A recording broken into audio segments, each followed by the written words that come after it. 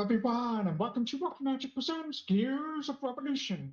I am AGM Richard, and with me are our constables.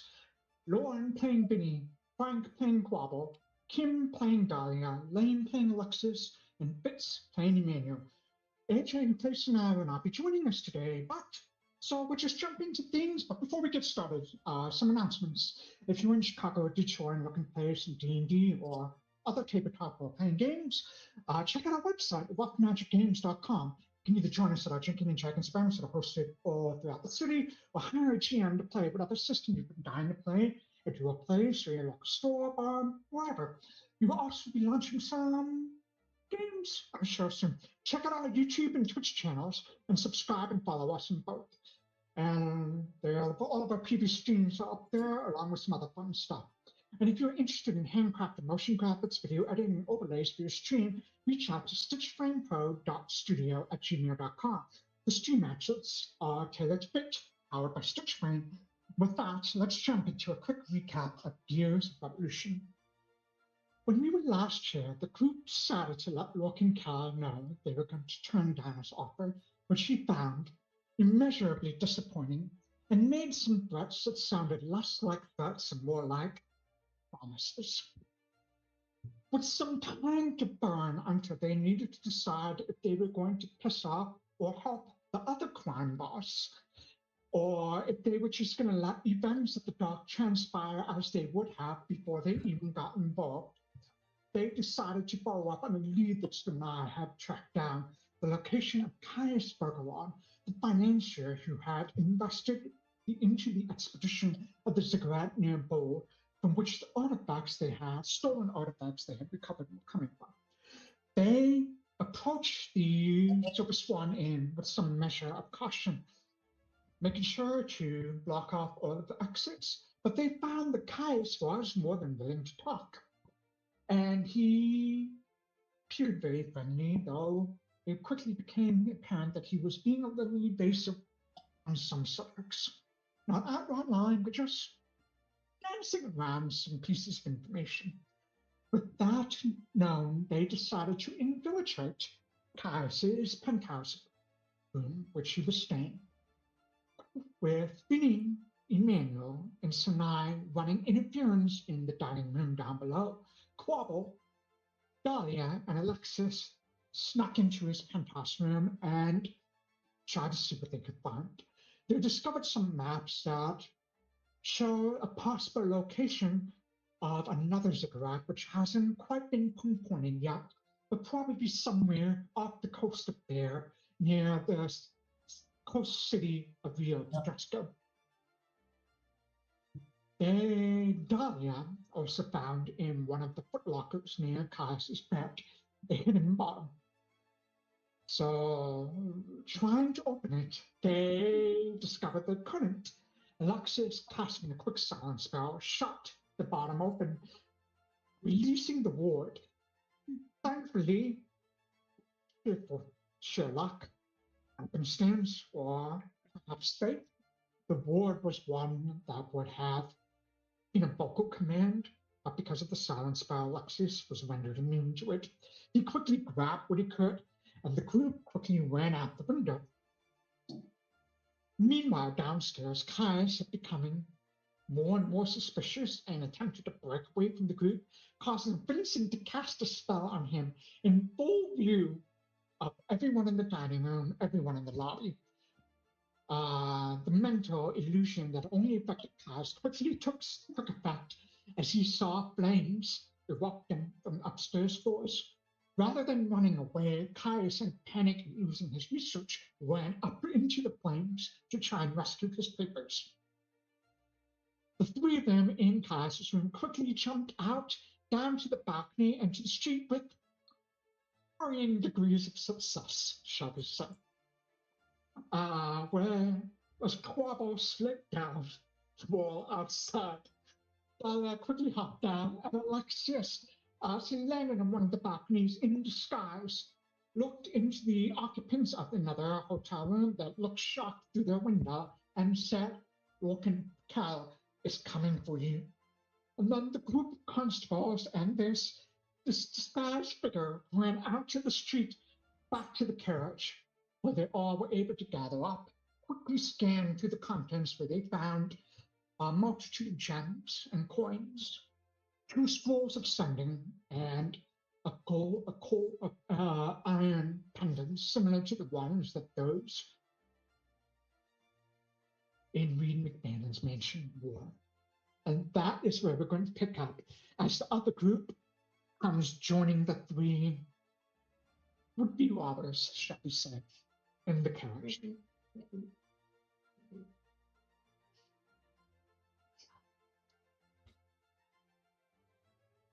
Is everyone all right? Yes. For better or worse, yes, we are okay. We have I'm like holding these coins and like going through them and looking at this medallion. Okay, then what the fuck happened? Well, we got held up. I'm aware of that because we had agreed on 10 minutes and then you guys were going to leave. We were able to hold him in the lobby for more than 15 minutes. And now there was some commotion.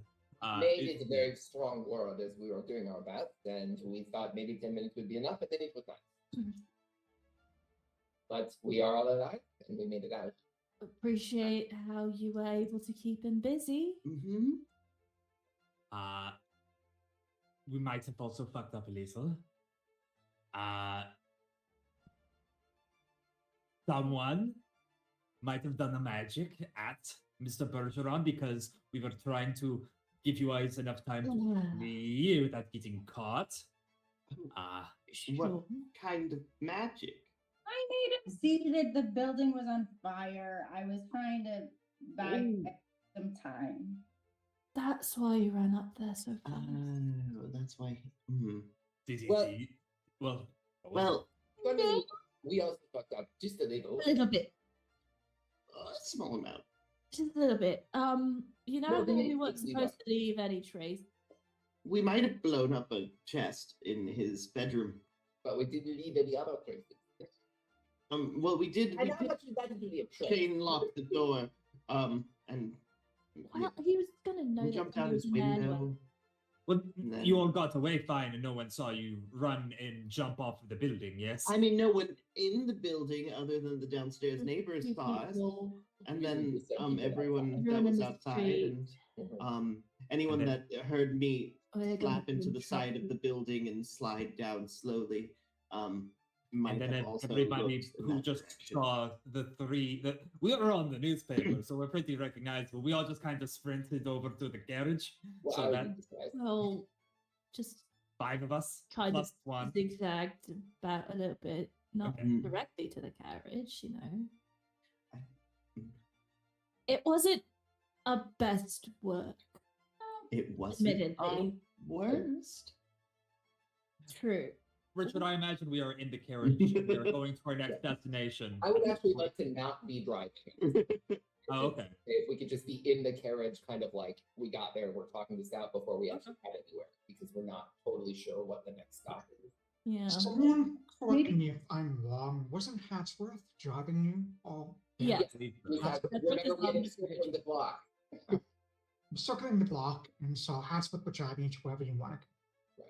Just need to tell him We where. just don't know where yet. Yeah, we don't know where. We have to have this He's out first. just driving through the streets. We had Yeah. thinking before we actually. I just don't want to be in one place when maybe an angry Caius Bergeron Could find us potentially. could yeah, find us and yeah. go, "What the fuck, you guys?" Well, we can have it like still circling the block or like moving around. but Oh, Yeah. we'll just gonna, move like, out of this immediate area to somewhere else. Let's- and just yeah, check let's- it out. flee the scene of the crime. Yes. Back in character. Okay. So, just I'm so curious. Run me through what happened, because I obviously don't know what happened from your all's perspective. The 10 minutes came and Okay, what so- was it? Well, I was looking for any other artifacts, you know? So, like, I was doing a little bit of looking for magic. And a bang up job, if I may say. You are excellent at this. Thank you. It's fine. He didn't really find artifacts, but we did find out that he's looking for the ziggurats.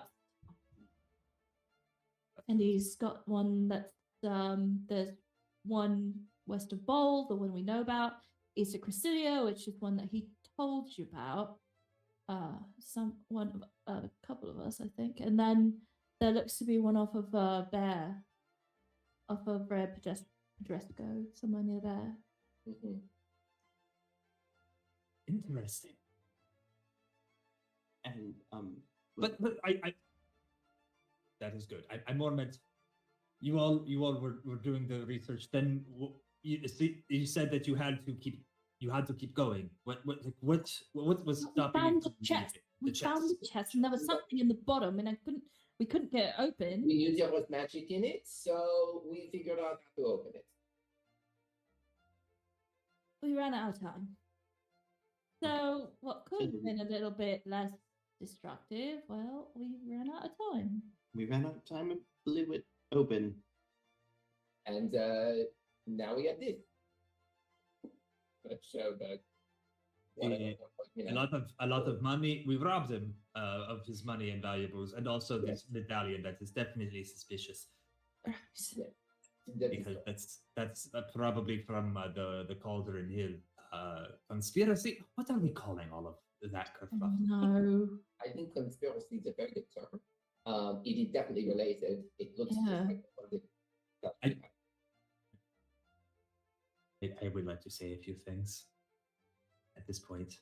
Hmm. And I want to preface this by saying that we sent the three of you because you are our best at sneaking and infiltrating, and I appreciate that. We know that the things from the conspiracy at Cauldron Hill with Reed McMahon, there were many artifacts and accoutrements that were being kind of passed around at these points. There was a whole warehouse, apparently, full of stuff. So this is not anything, I think. And we didn't... We wanted to do this to try to find information, and we found some information. We made a big mess of it, and we didn't have the right to break into the man's room. I just that's the information we were looking for, because I was under the impression that we were looking for artifacts to try and get them off the street. Did you find any artifacts? No, but we didn't know what was in there until we opened it. Okay, that is fair. Okay.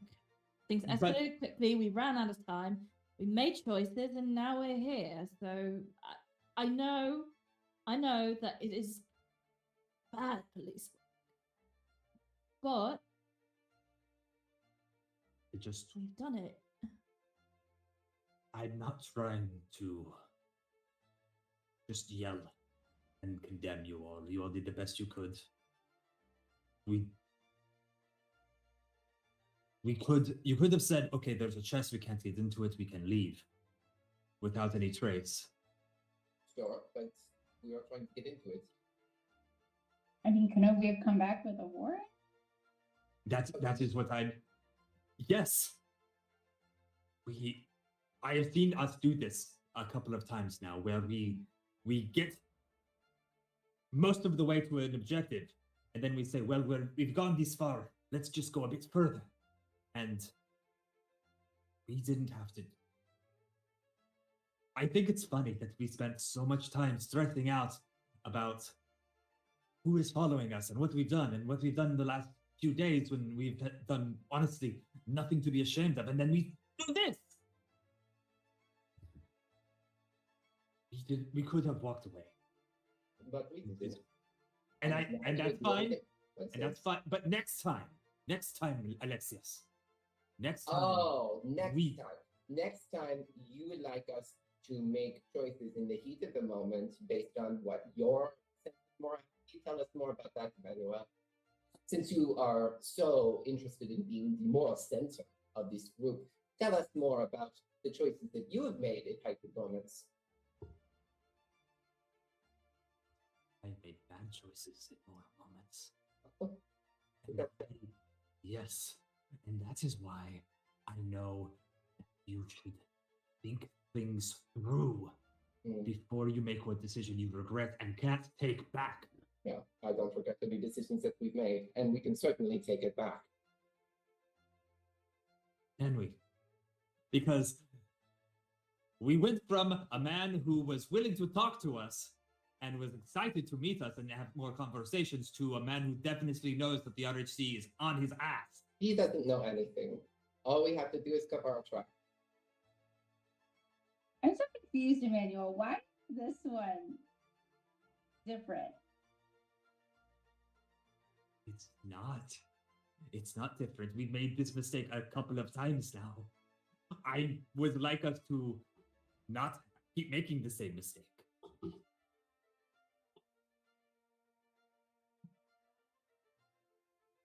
feel like you're the only one that thinks it's a mistake. We had no jurisdiction. We had no right to break into the man's apartment. We did not find anything conclusive to justify it, even retroactively. We made a big mess and a big scene on, it sounds like, numerous fronts now. And so, yes, I think that this was a bit of a mistake. That is my stance. I think that we have made a little too much noise, made a bit too much of an impact, and we did not have to. We could have come back later. I see what you mean. We didn't have to. Again, we did. That's fine. And now we will figure it out. I also think that the kind of gloom and doom outlook of this is ignoring some of the things that we have done, which is we have gained information that we were looking for. We know, first of all, what he's doing here. We know he doesn't have anything. That's fine. We know that whatever it is that he's keeping under wraps, it has something to do with this iron medallion, but the not knowledge of these artifacts that you're it might not have anything to do with them. I want to throw a hypothetical situation at you. What if he is actually legitimate? What if he's just a shady shit, but is not actually committing crimes? What if the artifacts were genuinely stolen from him? What if he has this medallion here, not because he's involved in the conspiracy, but because he just likes to collect weird shit? Because, like I said, there are thieves on the streets already. There is a whole warehouse that has been looted, and he might genuinely be somebody who did not commit any crimes, and we just violated his rights. right. So then we unviolate them. Please walk me through how we do that. We just give it back. How does that undo the we broke into your personal residence and stole your shit? But you think he'll go for that? Yes. I would love to see that happen. Well, unfortunately, you have been seen by him recently, so you will not. Dahlia, I would like your help with this. Come with me. I'm going to take all of this shit. I'm going to get out of the carriage. Oh my god. And I'm going to head back for the hotel. And I want Dahlia to come with me. Okay. Returning to the scene of the crime. That's fine, mommy. Also talking things through. Oh, shit. It'll be fine. You better have a good plan, my man. Well, I don't know that it's a good plan, but it is something. And I really just didn't want to listen to Emmanuel lecture me anymore. I mean, I understand where he's coming from. Sure. But I Hopefully. don't like it. Oh, yeah. Look, if this works, then everything will No be harm, fine. no foul, yeah. And if it doesn't work, then Emmanuel gets to gloat. And that would make at least one of us. I don't think he's gonna gloat. He's not. I think he's just gonna sit and be disappointed. I've had much more fearsome people than Emmanuel disappointed in me. Yeah. Great. Our boss disappointed in me this morning. Anyway, keep going. Yes. Also, drink this. I'm going to give you another silver tongue elixir. Man, I have all of these elixirs, my guy. Yeah. Did the last one wear off already? Yeah, that's 10 minutes. That was more than 10 minutes ago. Yeah, the last one was a quicksilver elixir, so this is different. Okay. Yeah, let's trade. Yeah, I'm gonna give you another silver tongue. Okay. Let's do it. I am receiving. So I'm trying to. This is a new trading setup here, GM. Ah, it's different. Do I have to? No, it's not telling me to do anything. Yeah. Just receiving Silvertime mutagen. Okay. How do Okay. I say yes? Thank you. I would like that. It doesn't have anything. Do I have to give you something? No. Here, have a soap. You give me dope. Still not telling me to do Your mouth anything. out. We're not going to talk about that. That's just something that's in my pocket for some reason.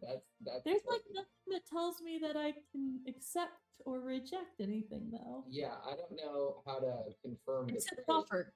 Click the X at the top next to your name. Oh, great. Since when has an X been? Yeah, we're good. All right, Zachary. We get into Kim's That's not quite backstory, the same thing for an X, but yeah. where that okay. soap is very important. I'm so glad I am so proud. For the next Of time, all of us, you'll be ready.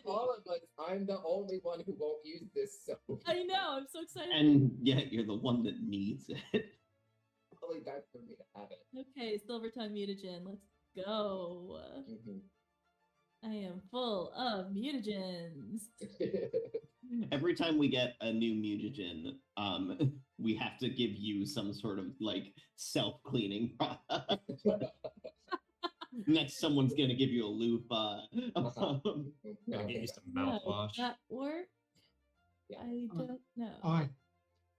So Alexias and Dahlia, the two of you are heading back to the Silver Swan. Yeah, and I have all of the stuff that we stole from him. I am bringing it. Okay. What are the other rest of you that are still in the carriage drain?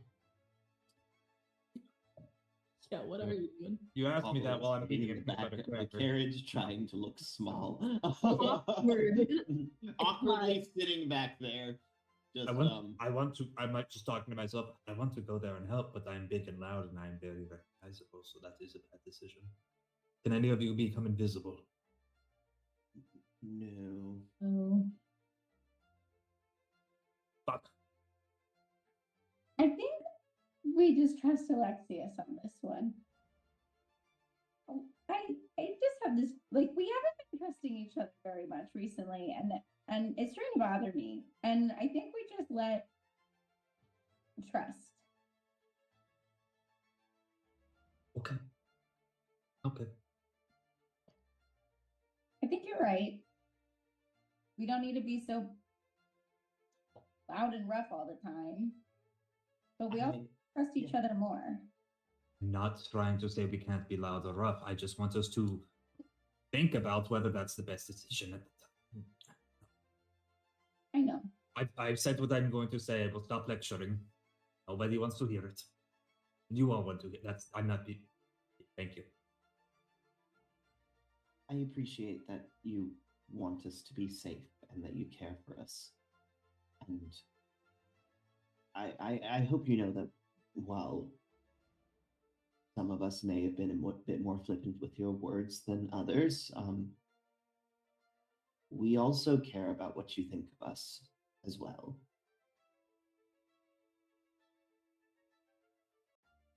I don't know if I can speak for exactly everyone, but I don't quite enjoy disappointing you. And you are right, we could have thought more in that moment. And I think all we can really do is remember that lesson for future missions. And as Vinny said, trust each other to fix our mistakes. Right, on the scale of all the things we've really messed up, this seems pretty low on the totem pole, I gotta say. You're not wrong. You're not. I want us to trust each other, yes, but I also want us to hold each other accountable. And you all should hold me accountable for my mistakes. Oh, I do. Yes, thank you, Vinny. You are the only real one in this group. Quobble's a real. Quobble's a real one. Is truish. You're the realist. How about that? Ooh. I feel like I should get some like sunglasses or something and walk around like I'm the realist. Quobbol, how does it feel to be second realist in the carriage right now? I mean, you know, I'm used to coming in second. Should we start a rap career? Become bards? What's this rap? Oh, let me show you rap. And then if you want to cut away, I would We cut away. I'm going to use the rap freestyle. audience. As Goodfellow catches up on 30 years of music progression. Yes. Spinning it rap. We're gonna Mystic start- rap. What's up? I'm Lil V. Oh, Alexis and Dahlia, you map your way towards the Silver Swan Inn. It's going to take you a little bit to get there, so eventually you arrive near the front doors. Are you putting on a disguise, Alexis, before you No, enter? this guy's down. Okay. Yeah. Right. I really should have had a disguise. You make your way. Yeah, no, this is good if we're not in disguise. Oh. Sometimes, I would try to say this to Dahlia as I'm walking in. Sometimes the best way to lie is tell the truth. Okay, let's go. Okay, I trust you. Yeah, I'm walking right in. Here we go. You walk right in. You see the innkeeper, who is like standing outside the desk, and there's a few other people near her. They're kind of engaged in a very, very heated discussion and conversation. And Is she that looks up as you enter, and you see her just kind of look at you quizzically as the both of you enter, almost like shock in her face. Is this the one that was at the Front desk, yep. front desk? Okay, cool. Concierge and keeper, yep. Important thing to note is that Dahlia never saw this person, right? So this person has not seen Dahlia. Even though people on the street did, this person has not seen Dahlia. I am going to play this as if I have no idea who this person is. I'm going to look around and say, hello, excuse me, I am with the RIC, flash my badge, and say, I'm looking for a Mr. Caius Bergeron. Caius Bergeron is, I was told he's staying at this establishment. I have some of his artifacts to return to him. She just kind of stares at you, a little bit slack-jawed for a second. I'm sorry, man, I have something on my face. No, it's you and the rest of your constables are What? what? I understand what just happened. And I'm going to look at Dahlia and say loud, shapeshifters. I need to speak with Mr. Caius Bergeron. I'm understood he has been robbed. I have his effects to return back to him. We have caught the culprits, and I'd like to explain this to him face to face. Okay, you're gonna need to make a deception check. Can you Right. make this blind? I'm gonna take a screenshot of this too.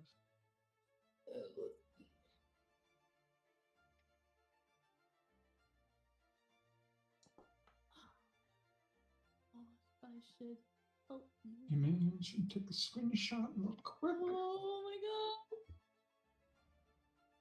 Guys, anyone can be a mimic. god. Anything could be a mimic. Anything could be a mimic. You see her very reluctantly sort of reach out and take the items from you. I'm sorry. I have strict instructions to return these solely to its original owner, Mr. Caius Bergeron. Banks has already left. Where might I find him? He's thinking went to see his lawyer, I don't know where. Okay. This is concerning. All right, and I'm gonna just kind of like turn to Dahlia and pretend to confer with you for a minute, just like whisper. Watermelon. Watermelon. Carrots, yeah. He's okay. All right. May I have your name, please? If I'm going to leave this here with you, I need to have some sort of paper trail that I can give back to my higher ups at the RHC. Jenny Doyle. Jenny Doyle. Okay, Jenny, here's what's going to happen. I'm going to give you these effects from Mr. Kai's, and I expect that you will return them to him as soon as he returns. I will make sure Mr. Bergeron gets these. Very good. I will also leave a note from him, Jenny, that will explain this establishment, and I kind of raised my voice a little bit so everyone can kind of hear this. This establishment was hit by one Mr. Lorcan Kell, and lord by we are gonna get really in with him. Oh, he's gonna be mad. It'll be fun. We have caught the culprits who had stolen some badges and uniforms from the RHC and were using shape-shifting magic to change their faces. Anyone who has any questions about this can report to the local RHC and ask for me. My name is Alex. I am a deputy there. All right? Okay. Do you have something on my face, Jenny? No, it's just. I will let Mr. Bergeron know this. I will make sure he gets that. Mm-hmm. Yeah. What is wrong? Nothing. Nothing. I'm Oh, sure it'll be fine. you're looking at me very strange.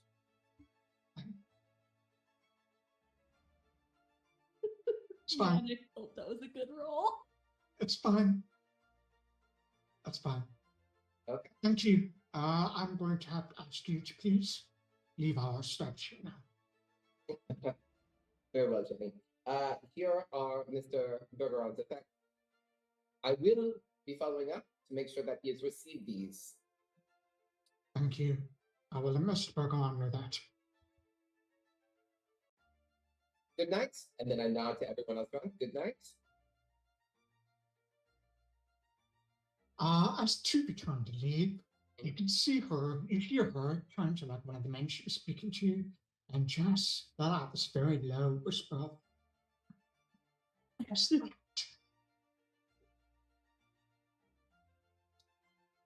exit. She's not my problem.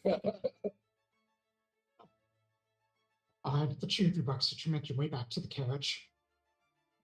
We'll follow up on that. Something. Well, here's the thing.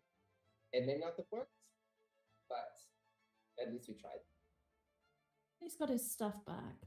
And that's really what seems to be the big deal here, right? We stole from someone we shouldn't have stolen from. Well, we returned it back, so we only borrowed it for a couple of minutes. Well, we'll see. Folks like that. Thank you for backing me up. And as we're kind of like walking back in like what I assume is like a little bit of rain, because it was misty and rainy earlier, right? Yeah. I just want to like take a moment and just hold up at the court and look at Dahlia and be like, I appreciate it. I do. Of course. I made the call in the moment. It was the wrong call. Emmanuel was right. I'll never say it to his face. But I appreciate that both then and now you backed me up. We're a team. Right. Well, it is not something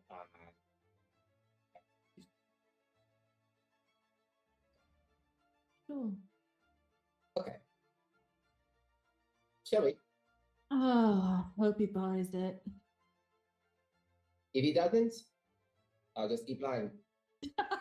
Eventually, you'll get back around to something. Yeah. And we've already pissed off Cal, so. That was my thinking, honestly. It can't get much worse for him. Well, you don't have family he's going to murder. Well, that's true. We can protect them as well. We just have to figure out the right way. That's right.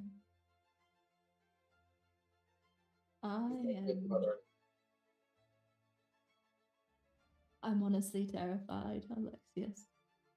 I know. I have a lot of family. Tell me about them.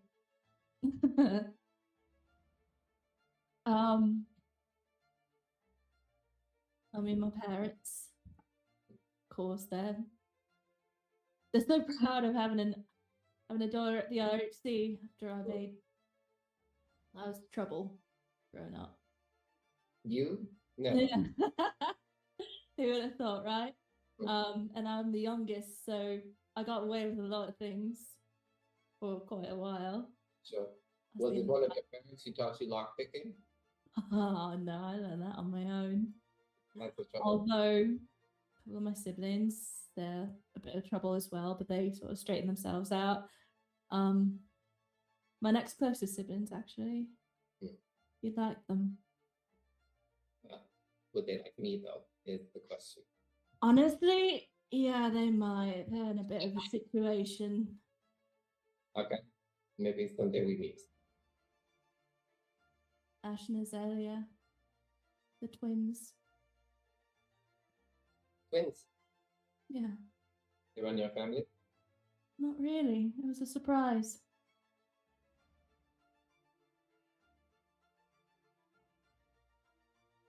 They were Yeah. surprised too.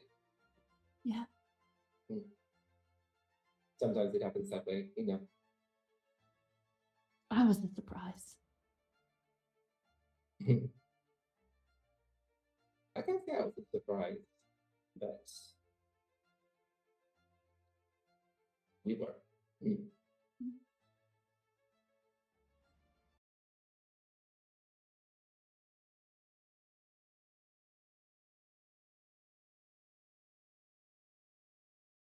Like,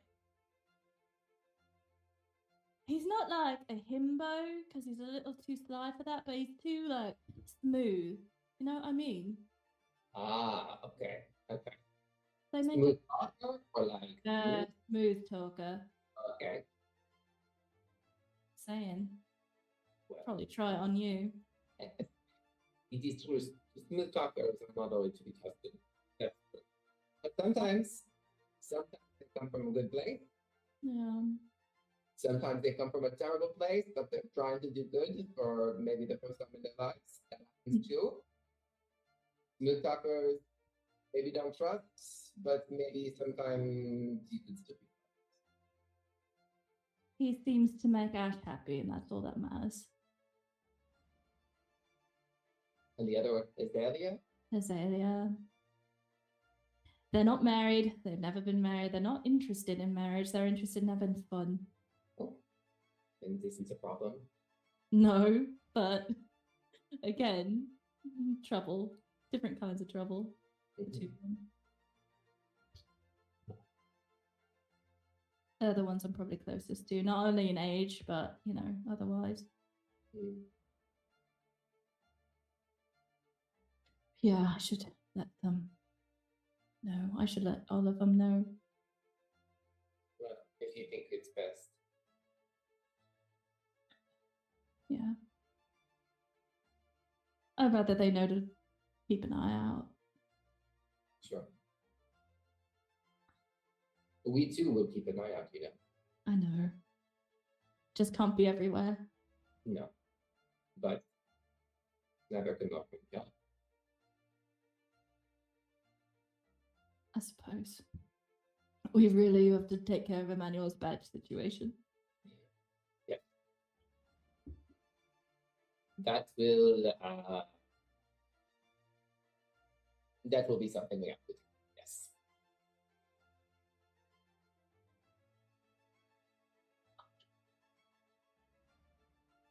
It's okay. I know. I can't keep thinking about it. I'm gonna throw up again. All right, let's just get back. Let's just get back and figure out what we're doing. Right. Okay.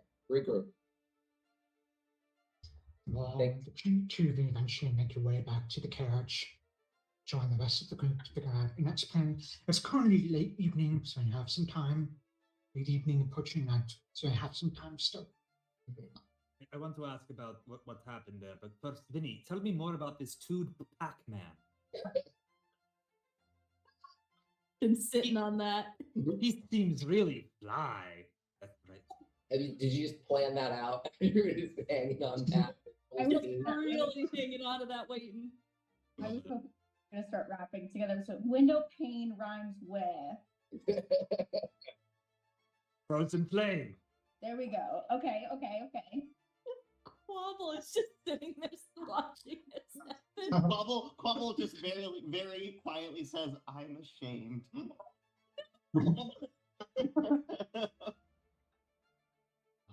Not a good We should one. go on tour. This is great. We should do this the next time we have a drum circle. Oh. Okay. How did it go, guys? Yes, how did it go? Yes, did you manage to return everything?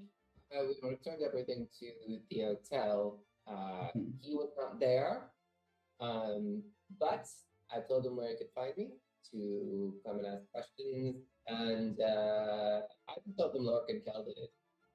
What? What? I told him Lork and Kel did it.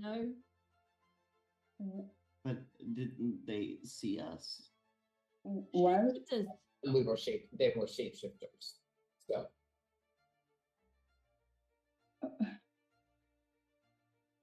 Why would Okay. like he's a local crime boss. He seemed like the best person to pin that crime. we're already in trouble with him? Why would you? Well, If he finds out that we were trying to make peace between the two of us, between us and Kel, why else did we go back? If nothing else, to try to broker peace between us and him. I suppose I thought that we were just letting him know that we weren't going to help him anymore.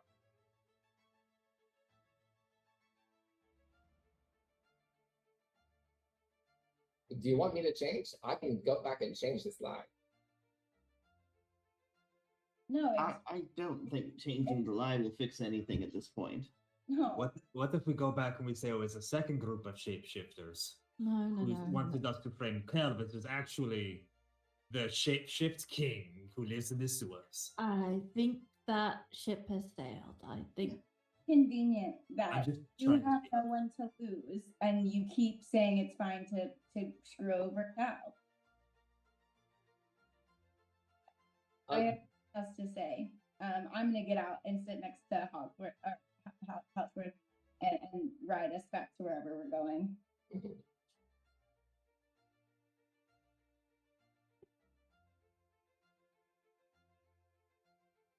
It's not really even a path for that, so I'm not going to try and stop Vinny from doing that.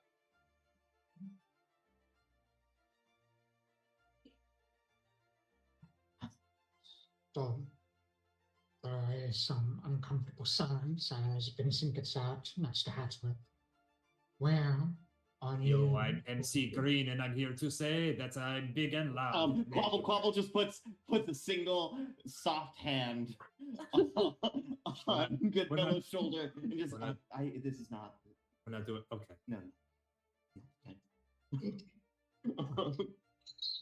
Just a very no. You can't introduce rap to Goodfellow and expect me not to make things worse. Uh, oh, where are you all collectively heading? oh Jesus, where are we heading? Sorry, unless told otherwise. Are we going to Oh. regroup and report your badge stolen and then move them there? Wait, your badge is stolen? Yes. I think when I was trying to be very polite and friendly to Lord and Kelly's door guards, Sorry. that they took my badge. And I want to just say, they did that in front of everybody and none of us noticed. So, like, really, that is impressive. We should give them props for that. So technically, I guess that could work in our favor because with this new lie and the shape-shifting thing, because if they stole our badges, it can make them more legitimate if they are trying to shape-shift into us. But also, this is just so many things that are all piling on top of everything. It's three things. It's Caius, it's my badge, and it's the impending death of all of us and the ones we love by Lord and Kelly. We need to give the wands back. What? The what? What? I spoke to Delft, and there was a ship's manifest on the with the wands. Oh, I don't know if I was here for this You one. weren't there. I'm gonna go ahead and just quietly pretend I don't hear anything at the moment. And Quobbol pulls out a small notebook that you see has little sketches in it, and he's just gonna start sketching. And they are trying to account for the missing ones. Oh, that makes sense. I can get. Well, I gave them to you all, so I would get those back, and I could explain why I. Yeah, I can explain that. I will not be able to return one of them. Okay. But I can explain that too. Where are the others? I gave one to everybody, We have them. including Lou. Sent one to Lou. I'm surprised they didn't say anything. But They never responded. You know, I just Probably assumed busy. Some stuff. I should write them another letter. She's not going to be happy. But I think it's best that we just. No, I mean I will tell him the truth. Can we be truthful here? Is this truth time? It can be truth time. Yes.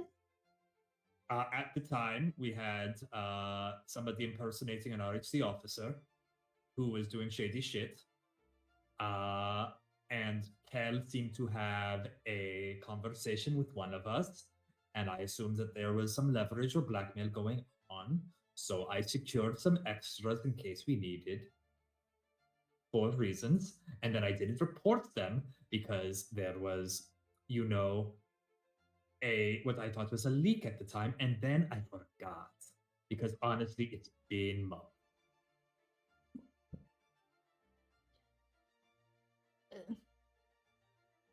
And he can be mad at me. He's very good at that. But no, I feel like this is fine. Yeah, I mean, we lose, you know, I've never used the one I have, so it's not like a huge problem. Have any of us used them? I got them for us, but I don't think any. You know, we're really not losing anything there. I actually tried to get receipts for these at one point. It did not work out. Well, it's probably for the best you didn't, and there might have been more questions. I realized when I went into a place of business and I asked to purchase a receipt for items I didn't purchase at this store, and the person said, "No, thank you, officer," that it was a bad decision.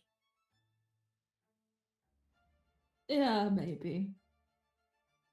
But yeah, I think we should get those back as soon as possible. Sounds like a plan. Okay. I'll take those now. Sure. You count in your pouch and you have two because Vinny never took his. Oh, you never took yours? Okay. One either. I don't think I ever took it. Oh, okay. Well, then I have all of them Except for this one. this one and Lou's. And lose, yeah. Lou's actually the only one that was very useful because it was the one of invisibility. Oh, that would have been That would have been so helpful. helpful. That would be very useful. I rolled randomly because we didn't know what they were at the time, and then I distributed them evenly. I have a wand of hydraulic push. Like, what am I? Like, yeah, it could be. I Oh, didn't know that's- until I distributed them. That's fine. Actually, we didn't know what mine was for a while. Yeah, exactly. I got the random one. I stuck it in the party stash. It's Okay. sitting in there. Richard, I had taken them out of my inventory because I thought I had given them to people, but can we say that I now have 5 random ones, and I will have to get I will just have to tell Delph about the missing 6th one. Maybe we can write a letter to Lou asking for it back. Yeah, that'll be fun. That'll be good. All right, that's contraband. Please. Yep. This is why I was thinking about it earlier, is Porter and Leon Cattell influenced that decision not to tell anybody. And also just us wanting to keep them without paying for them.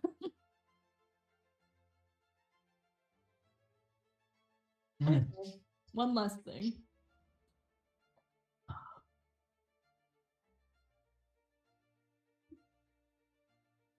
So are we going back to the RHC?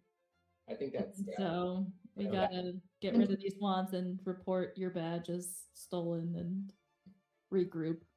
Yeah, that's where I was going, unless anyone shouted something else at me.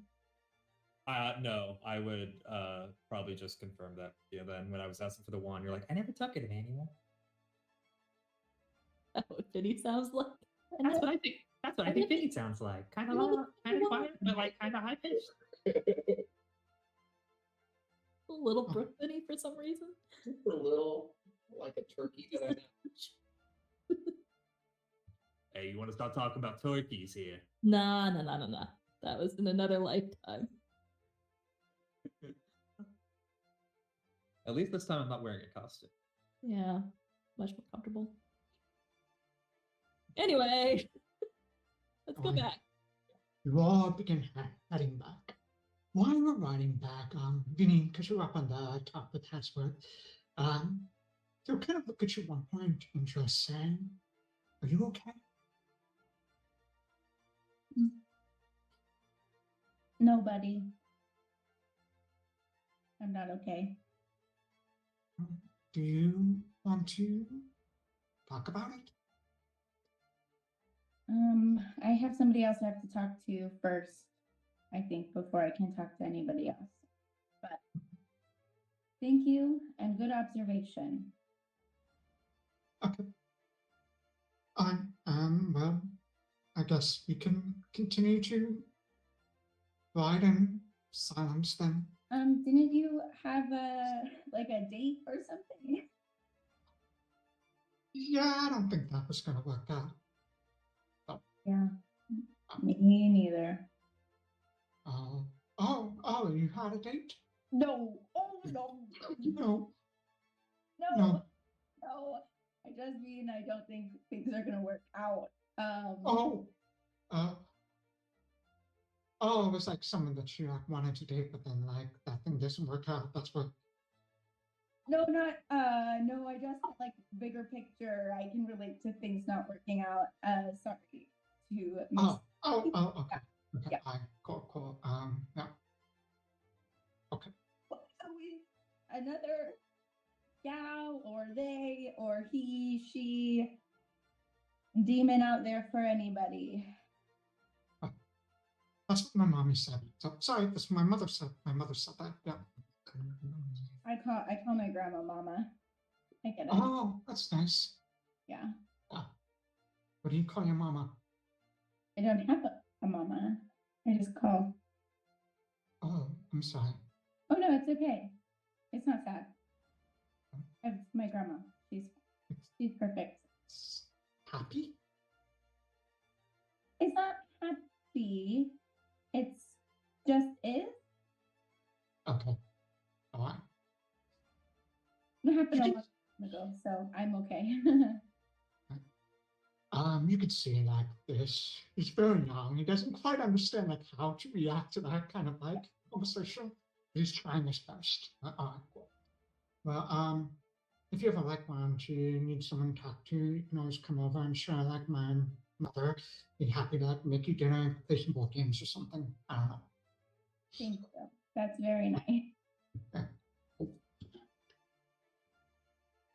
And she'll continue driving along the rest of the way. Okay. And he'll be like humming a little bit at the rock. Then he heard you singing. Nice. All right. Eventually, you arrive back at the constabulary.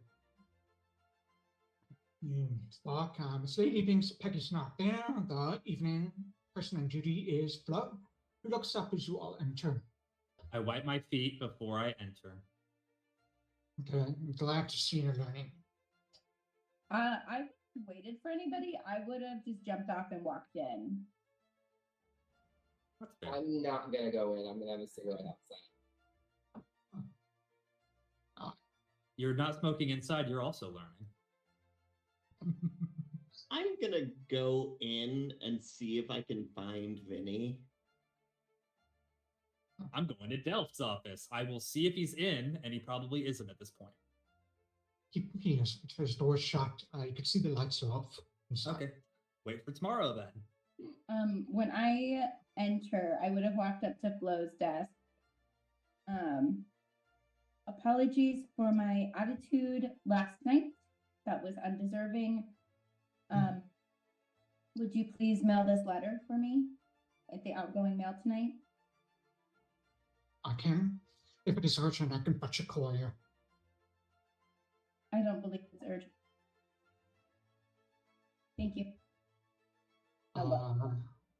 She would take the letter and she has like a little box at the shared desk that she and Peggy share. Has outgoing mail on top. Anything else?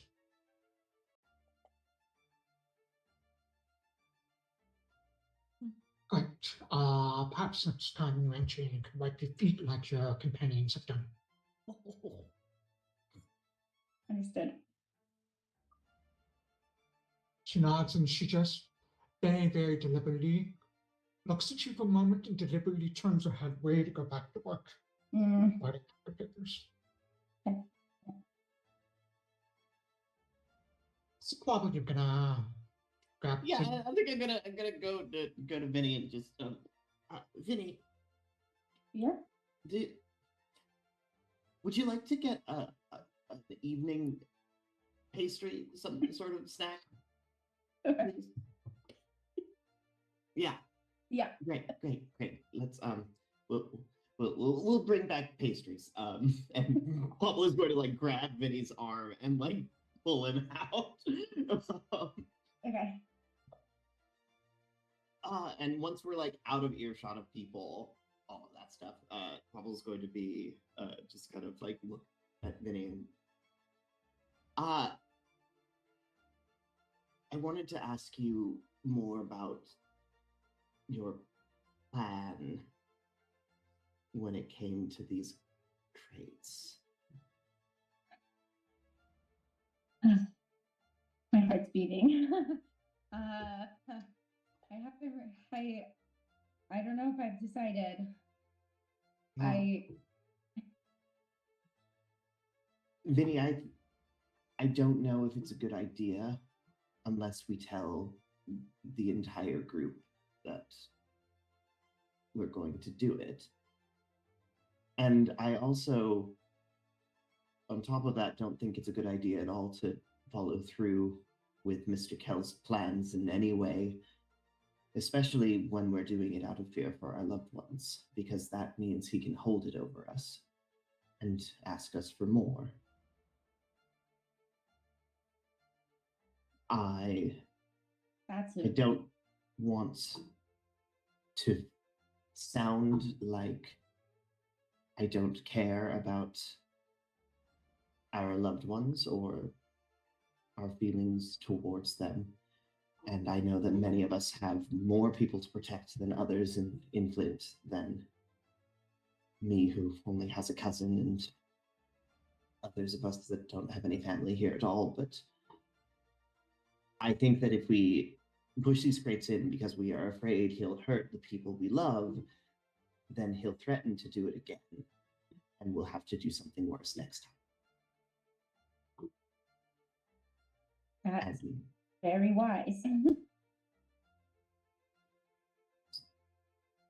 So I don't like that all of us have gotten a bit caught up in these dealings with shadier folks. And I understand our line of work sometimes puts us into there. And I understand the hypocrisy of me saying, I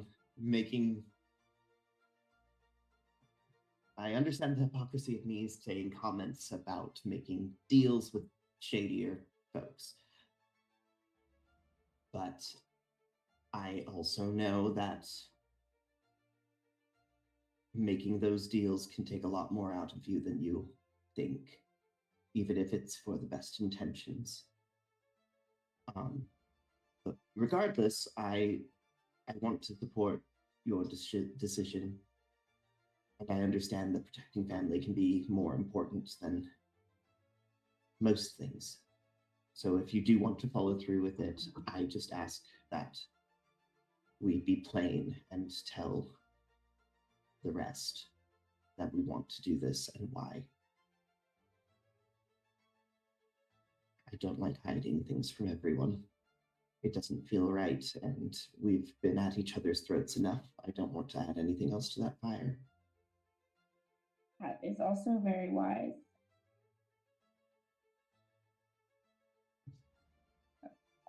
Quobbol, I tried to get them to do it, but we talked it out and they decided not to.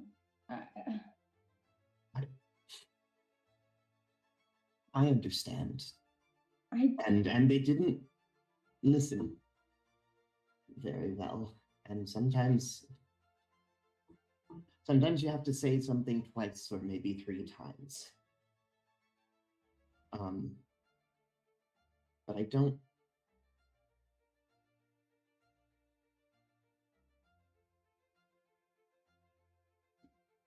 think it's right to do what either of these people want out of fear.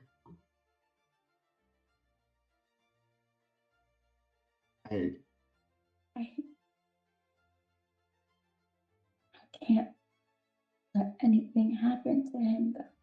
I don't think you'd be letting anything happen to him.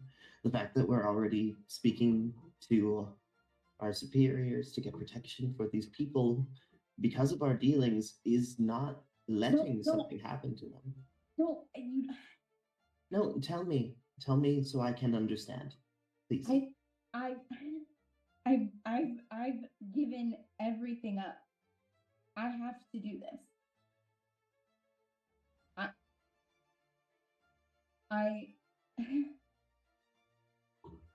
I'm never going home. I have to save him. Okay. I am choosing Theo over my destiny. I cannot. I've already made the mistake by wanting to get involved.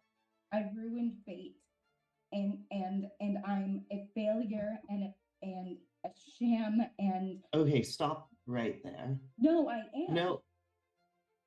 You don't. I haven't. I've already given up. The letter that I just delivered at the front desk was to my grandmother, and I'm never returning. I must save him.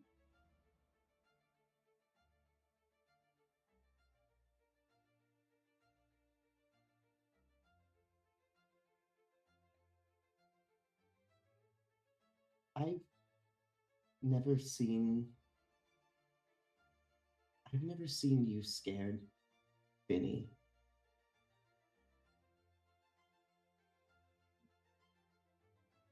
I have a lot of envy of you in that. I feel like I'm a bit scared all the time. I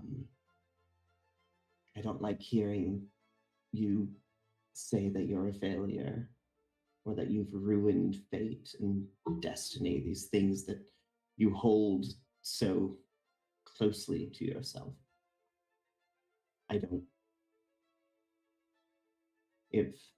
By my understanding of fate, I don't think there is a way to ruin it the way that you may think you have. And I might, forgive me if I overstep, but fate has a funny way of working around us.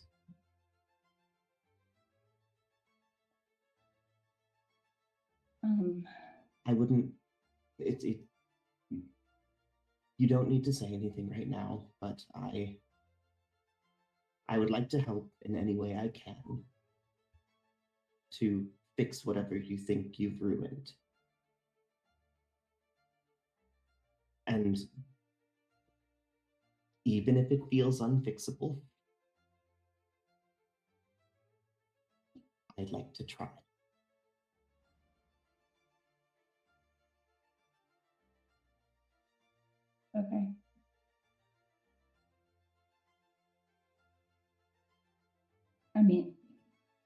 You're right. I think this is the first time I felt scared in a very long time. You know what's good about the fact that you feel scared? What's that? It means you really care. When you really care about something, that means you'll fight harder for it, and you're more likely to succeed. At least, I would even dare to say that you're more fated to.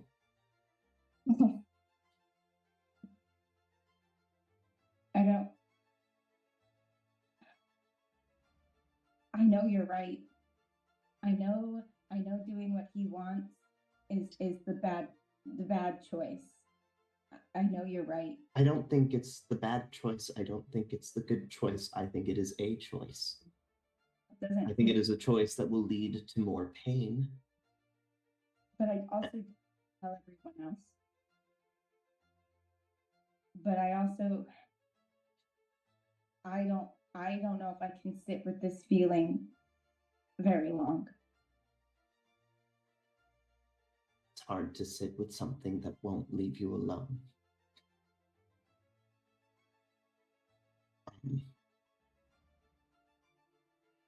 But you don't have to sit with it alone, especially if it's bringing you this much pain.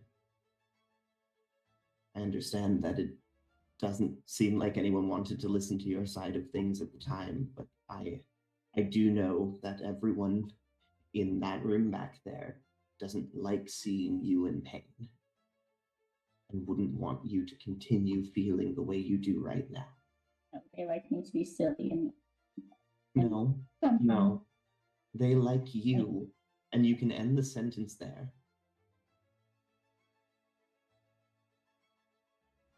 I used to say that, well, I still say that people like me to be small and quiet.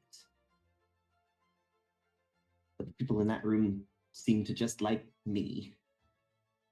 And I'd like to think that that's true, because I see that it's true for you. I like when you talk. Feels very good.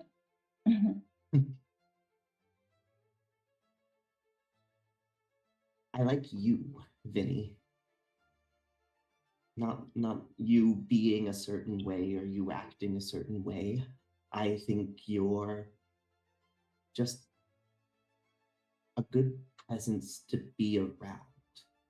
I think you have grounding thoughts and actions and viewpoints that aren't common, but necessary and needed, especially when so many people have followed the same paths through life or have similar morals and senses of justice. I think you have a refreshing take on what it means to be a good person that I've never thought of. I think that the way that you solve an issue is equal parts incredible and terrifying, and I think that's wonderful. I like you. Not a thing that you do, not a dance that you make, not a product. I like you, the person.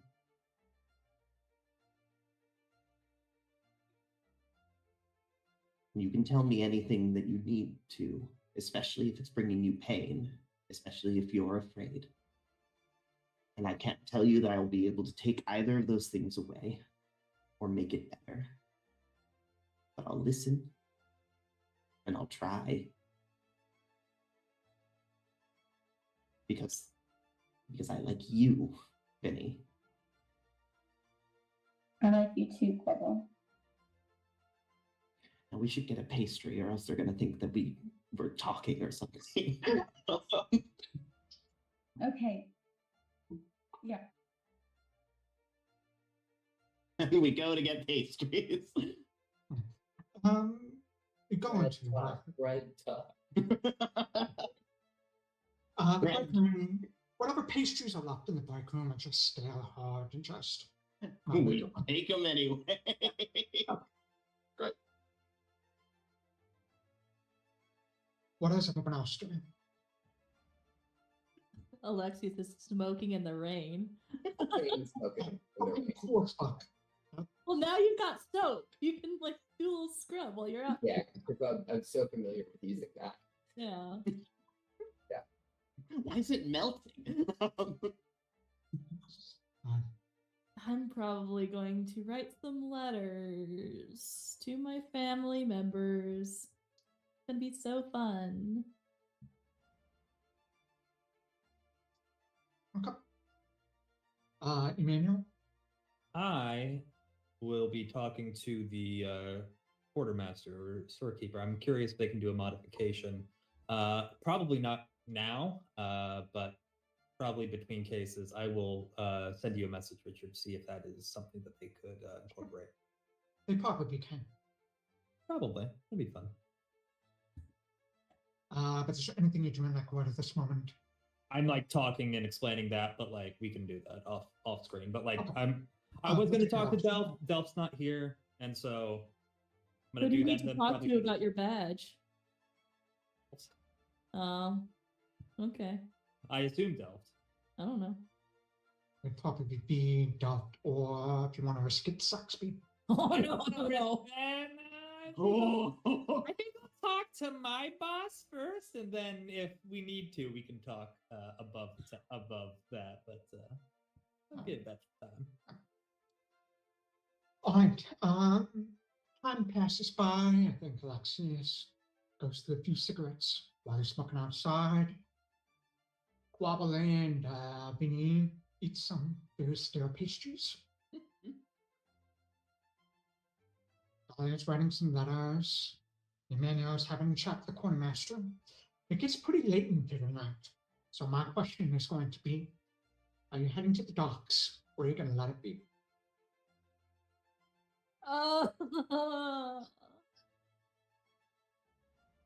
Okay. What do you guys want to do? If there's a moment when it's Mhm. just me, Dahlia, and Quobbol in our office when she's ready, Sure. right? Emmanuel is, Yeah, is Emmanuel down goes talking down to to the someone. quartermaster. Yeah. So we come back with our pastries. Oh boy. All the little ones get to speak now. At long last. At long last. Dahlia, would you like a stale donut? You make it sound so appealing. No, thank you. Okay. Nice when they're chewy. Yeah, I just didn't have to. No.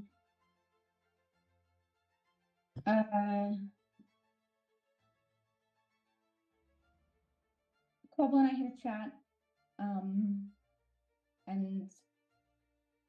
I'm learning. It's important to share when you're scared. And I know the three of us are the only ones with family here, and I'm rather scared.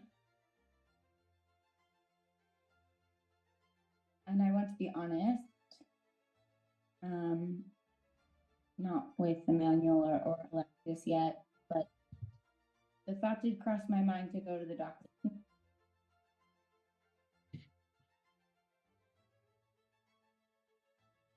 To do what? Protect my family.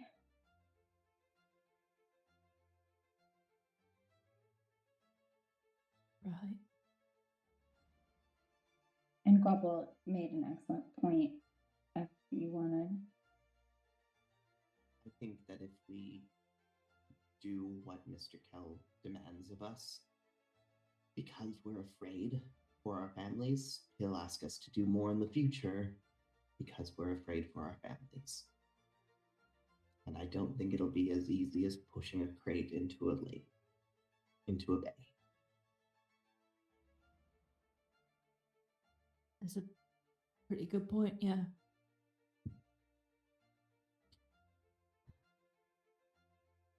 But I just want to speak openly about it because we're the only ones that have any kind of risk right now. And I wanted to do it without all the other voices. Right. I'm scared too. I really am. I have a lot of family here.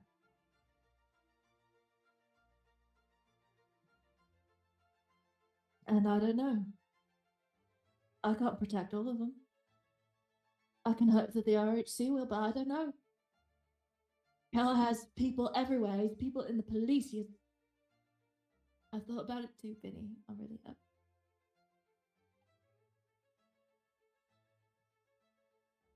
Well, Quobbol does have a point. What's to stop him even if we do this? What's to stop him saying, "Great, all right, now what's next? What are you gonna do for me next time? Don't disappoint me, or else." Especially after we've told him we're not gonna do it.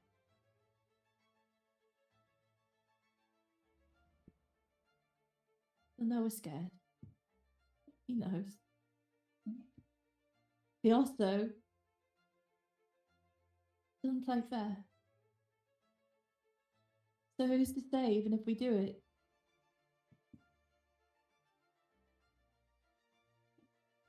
I don't know. Yeah. I know where you're coming from. I really do. And I wish it were as simple as you push a crate into a bay and then this all ends up fine. That's the way. You're right. I don't think that's the end of it. He doesn't play by the rules.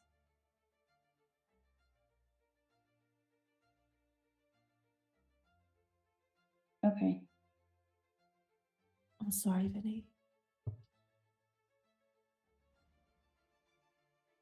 I can't make this easier for any of us.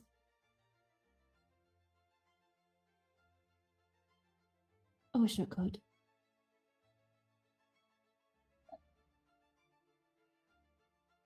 Yeah. I've said a lot of goodbyes. This is the first one I've ever been afraid to.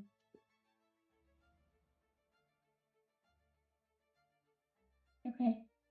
We can hope that it's not goodbye, you know?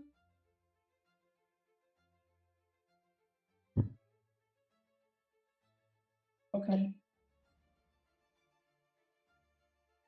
I don't know what else to do.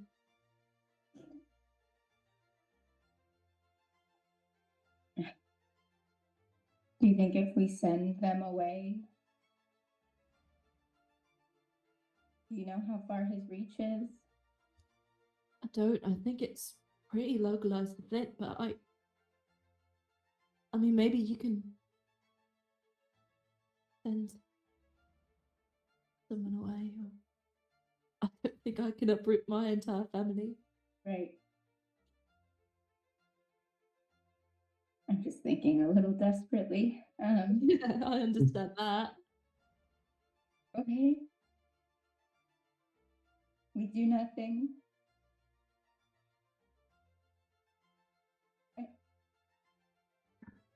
I understand.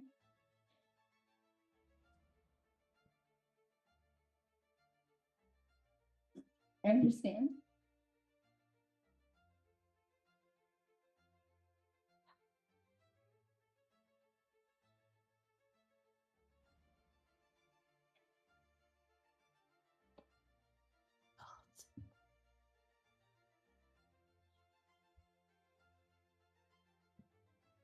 I mean, part of me still does want to do it just because, just on the off chance that maybe, yeah, it does make it all go away. But I know. What if I we really don't think it'll help us. At It this won't be point. the end. It won't. tell?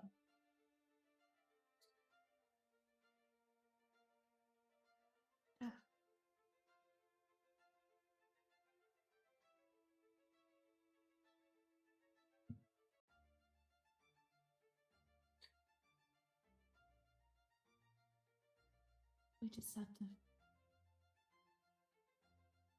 We just have to hope, and maybe. I don't know. I don't think we can take Cal down right now, but maybe. Yeah.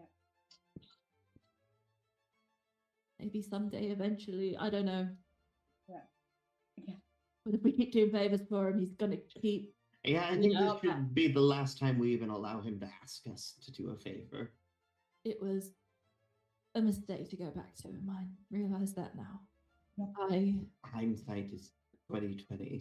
I made a We can miscalculation. talk about what we could have and should have and would have done until we're blue in the face, and I'm a frog, so that's very difficult. And he's already blue. But we can only really think about what we're doing ahead, not behind. That's why we can take what we hear from our friends, and criticism, but we can't undo what's already been done, no matter how much we want to try. I know we can't go back in time, but I'm not sure if the stars and I are talking right now, but if we are, I will continue to look into them, and if I get any glimpse that your families are in danger, I will tell you immediately. Thank you. Yeah.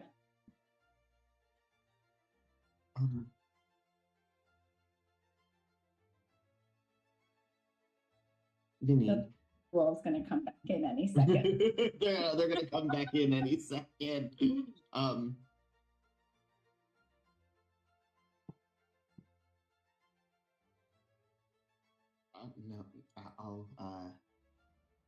I do think I need to write something down. I think I need to get a letter sent as well. And if just excuse me for a bit. And Quobble's gonna go to his desk and kind of pull out some paper. We're all doing great. We're all doing great. None of us are doing bad. No, none of us are doing bad at all. Yeah. My face isn't blotchy and red. It's the lighting. Shut up. Is I'm it raining fine. inside your apartment? Totally. It's just real sweaty. I'm just really so warm. sweaty. It's almost like I'm wearing a turkey costume on stream or something. I'm so sweaty. Don't you tell me about sweat, motherfucker. Anyway. All of our audience is fucking lost. Inside jokes on stream. Okay.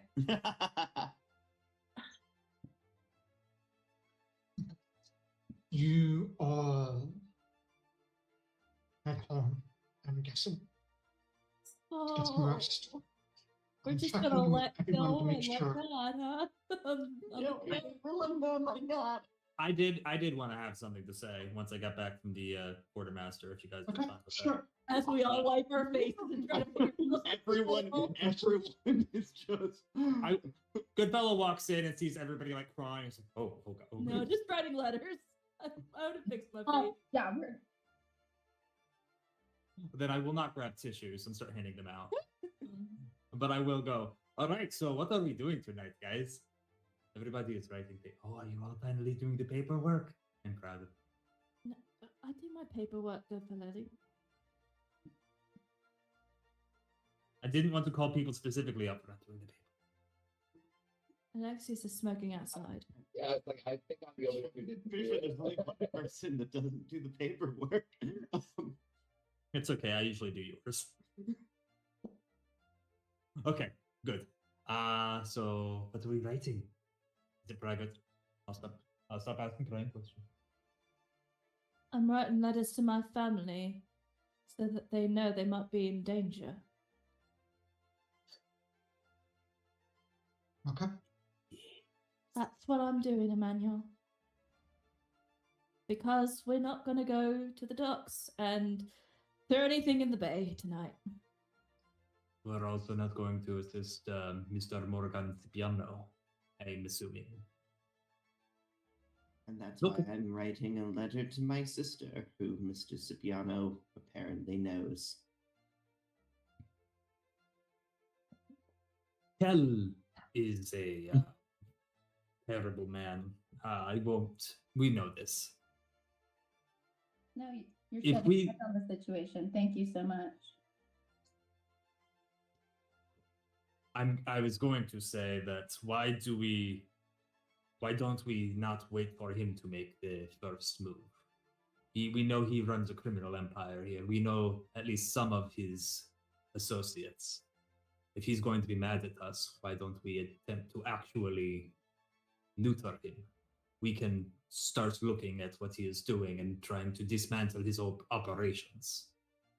I know we have a case currently that is more important, but we usually have periods between cases where Margaret Saxby asks us not to be on the newspapers. So I'm just saying that is something maybe we could all try to do together, and we would feel safer about our loved one. I think right now, my feelings right now are that maybe my family will die. We start attacking him without real preparation and knowing who is in the line of succession. Our family will definitely die. I think we let this rest for a while.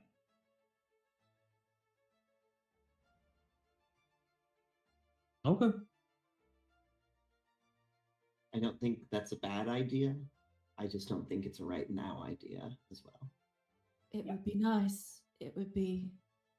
He's where he is for a reason, and he's been there for a while. So I don't think our little group has the resources right now. It's not in a single night. No, but like we identify person one, and we know person one did this, and we just start building the information so that way we have the evidence. We can take a lot of them down in one go. It is a thought that I had maybe in the future. I don't have anything else helpful to add. I'm very sorry. I wish that I had loved ones so I could be with all of you in this situation right No, now. you don't. No, you Emmanuel. don't have to. You don't have to try, and your empathy for us is enough. You don't have to try and explain why you should have more. We appreciate the thought. Right now, I think everyone is a little tense and scared, and all for good reasons. And unfortunately, no amount of words aren't going to fix any of those things. I think sleep will do the best.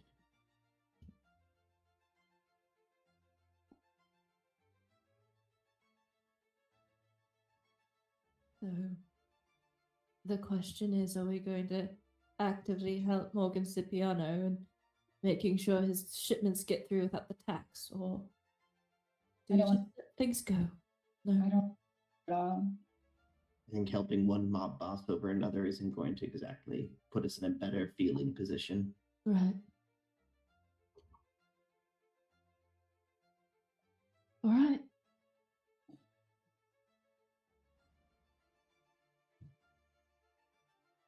Do you all need me to make some coffee or something? No. No. Gonna have a hard enough time sleeping tonight. Then, as quietly as Goodfellow can, will move over to his desk and sit very quietly to not disrupt the rest of you.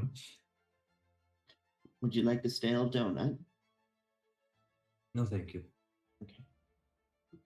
It sounds delicious, though. I love stale is my favorite flavor. A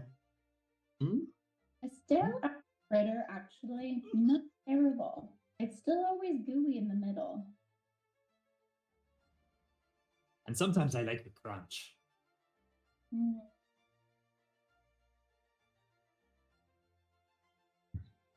Okay. It's Alexias still smoking outside. He did not come in. He is He's not come not inside. present.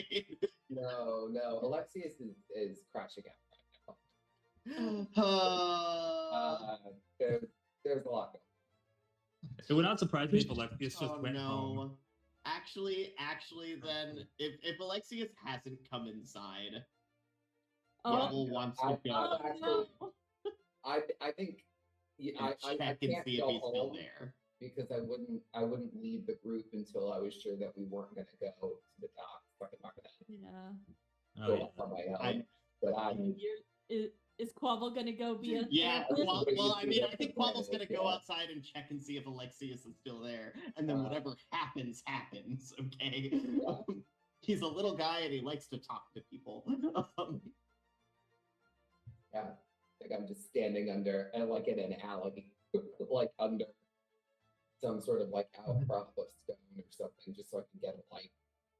You know, when you're trying to get a light, none of you, I'm sure, have any idea what it's like, but when you're trying to get a light in a snowstorm, it's really miserable. Rainstorming. Alexias? Yeah. Yeah. Are we going? Are we staying? What are we doing? I just wanted to check if you're still out here. Well, here I am. I'm here.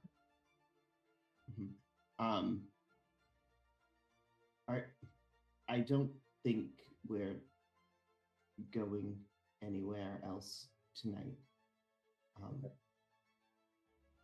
Do you need help with that? You've been trying to light it for a little bit. No, it's broken. It's all broken. I broke it. I break things. These are the things that I do. Have something and then I break it. Don't worry about it. Thank you.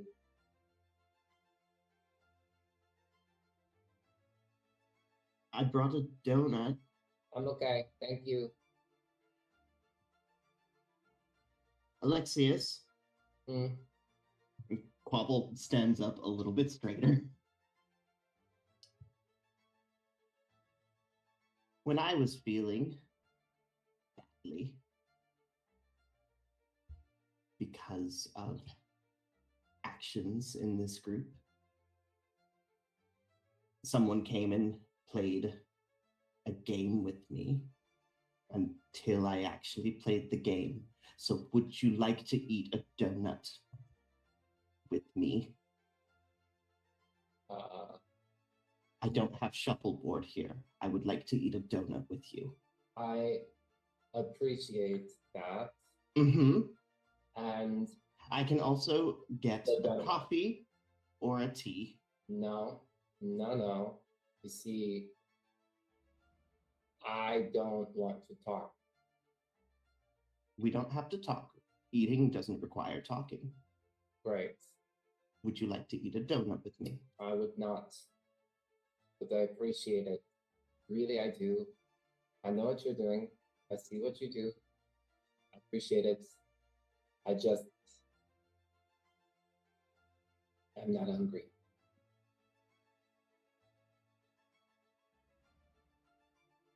Well, I'll make sure to keep snacks on me for when you are hungry.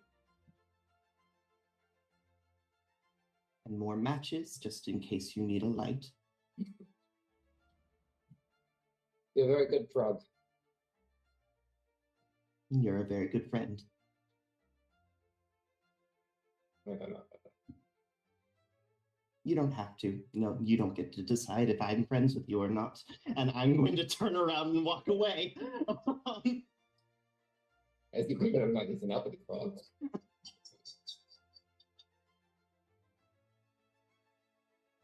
All right. At this point, I assume you've all finished writing your letters, slowly chipped away, back to your homes to get some rest for the night. I think at this point we should probably take a 10-minute break to allow ourselves to emotionally recover. Forever in emotions. So we're going to speak some more to crime. All right, Great. let's take a break here. We'll come back at 7:55-ish. So we will see you then, chat. Thanks for sticking around.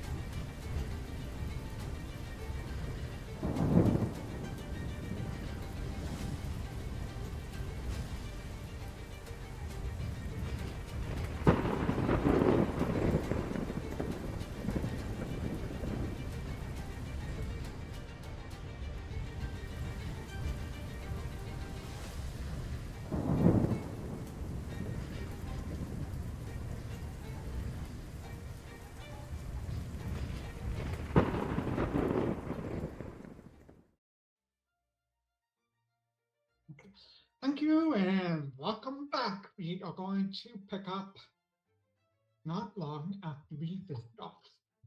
Everyone has turned in for the night. Some of you, most of you probably have not been able, probably would not fall asleep easily. Some of you may stay awake through the night.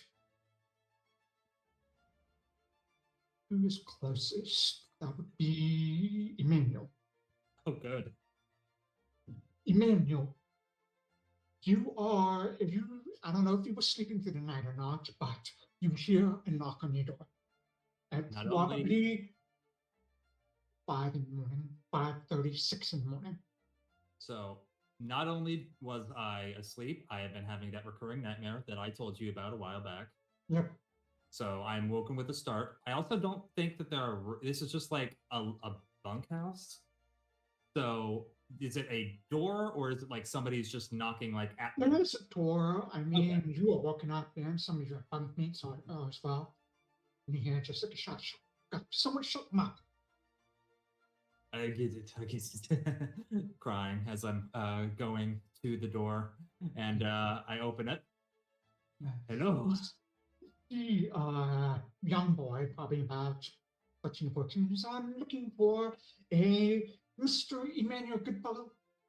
You have found him. Hello, young man. What is your name? Wonderful. I have this letter from you from the RC. I will take it. Thank you. Have a good night. And it just gives you a quick nod and runs off. Okay, I open that letter. You open the letter and it's just... I step out and close the door because my bunkmates are probably like, close the damn door, shut off the light. They turn off the light as soon as you exit and shut the door. You open the letter. It's a very, very simple letter. It just says, report to headquarters immediately. Margaret Saxby. Okay. Well, I go back in, and my bunkmates are not happy with me this evening because I have to put on my heavy armor. No. One by one, you all receive the same missive. A different individual, but it's all the same letter. Do I get to do my ritual or would it be corrupted? I think the ritual, yeah, sure. We could do a ritual. Okay. Do we have daily preparation time? Is that a thing? Yeah. I will let you have your daily preparations and everything. Oh, shit. So sorry. Yeah, I'm gonna take my thought. So go ahead and take your full rest and take daily preparations. If you need to pick potion spells, you are free to do that. I was saying, Beanie. Yeah. You do like a little ritual. You just kind of want to look at the stars, see if there's anything different in you. Sometimes you see something new that you might be able to interpret. Sometimes it's just very vague and cloudy. I think tonight you see a cluster of stars that they're very far from the night skies. They're very dim and not bright. They don't really necessarily have a name, but I think members of your tribe call them like, kind of refer to them as a family of stars in that little constellation, like a family. Now you do see something odd about it. You just see this shooting star that just seems to almost sparkle it before it moves on.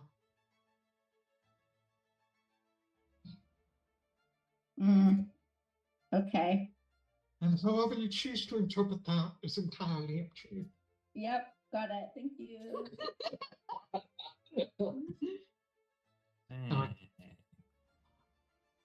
You all gather your things, I'm assuming, and make your way to the RHC immediately. Mm-hmm. I think the only question I have is, will Alexias do the same in this case?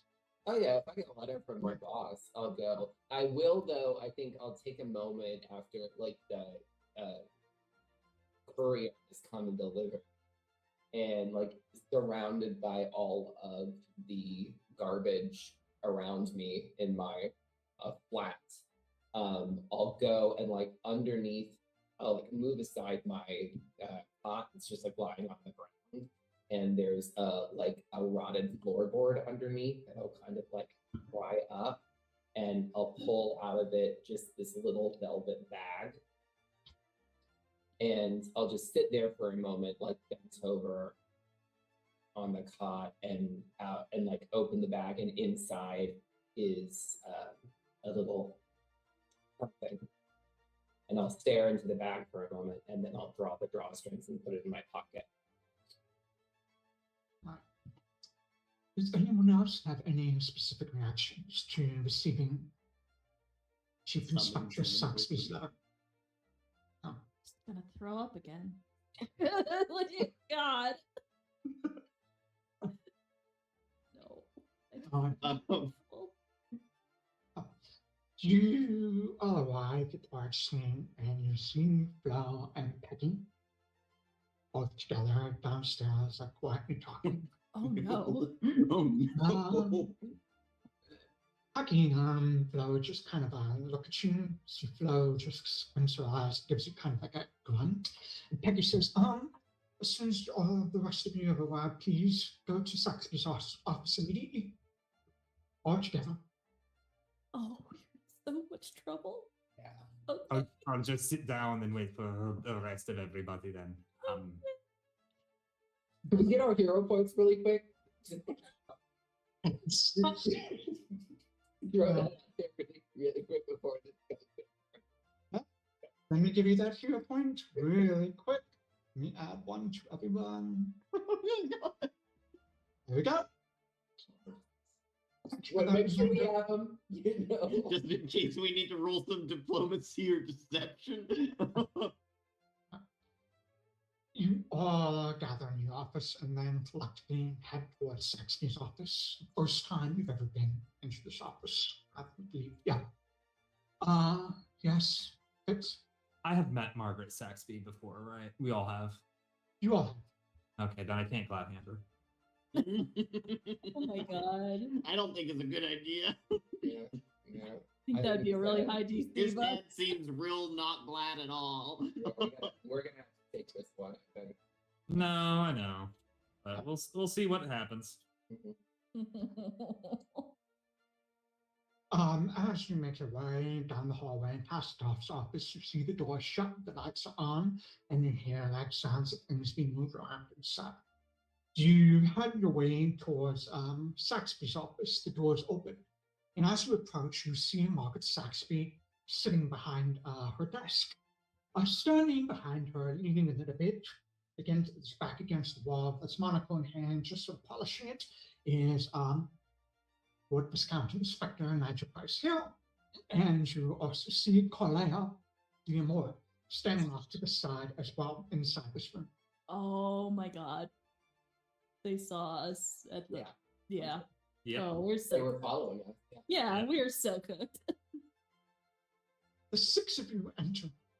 And as you do, you see Saxby gives a nod to Carlea, who heads to the door and shuts it.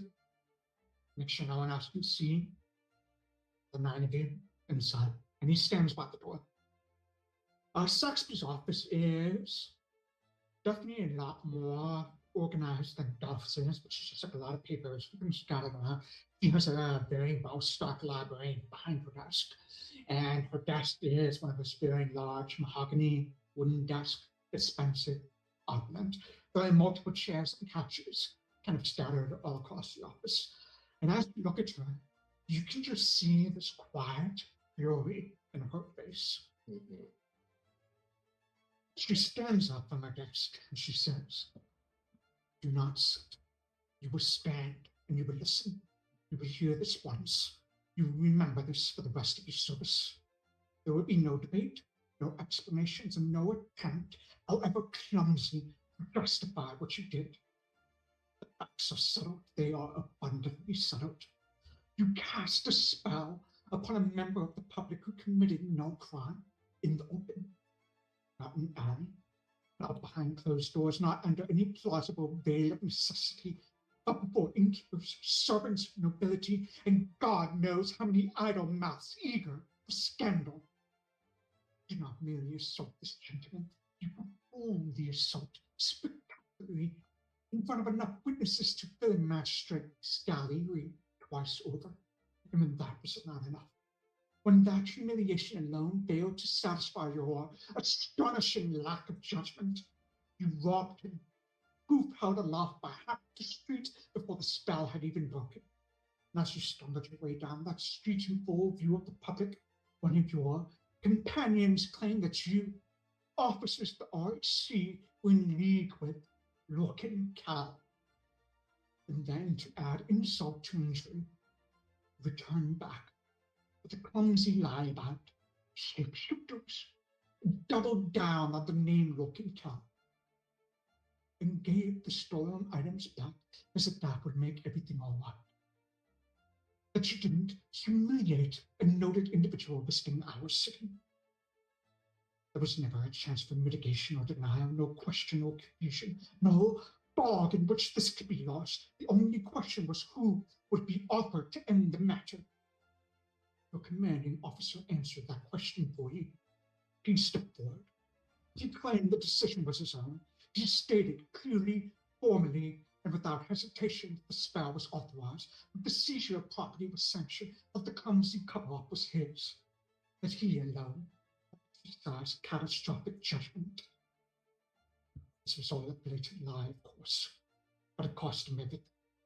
His career is ended. His record is ruined. His name will now be studied in memoranda as a warning against incompetence. His pension is under his review. His 20 years of service to reserve will be remembered, if at all, as a failure. And you will all remain employed. Do not mistake this for mercy. It is containment. The gentleman you enchanted has and robbed has witnesses, influences, and relatives who speak directly into the ears of men who govern the city.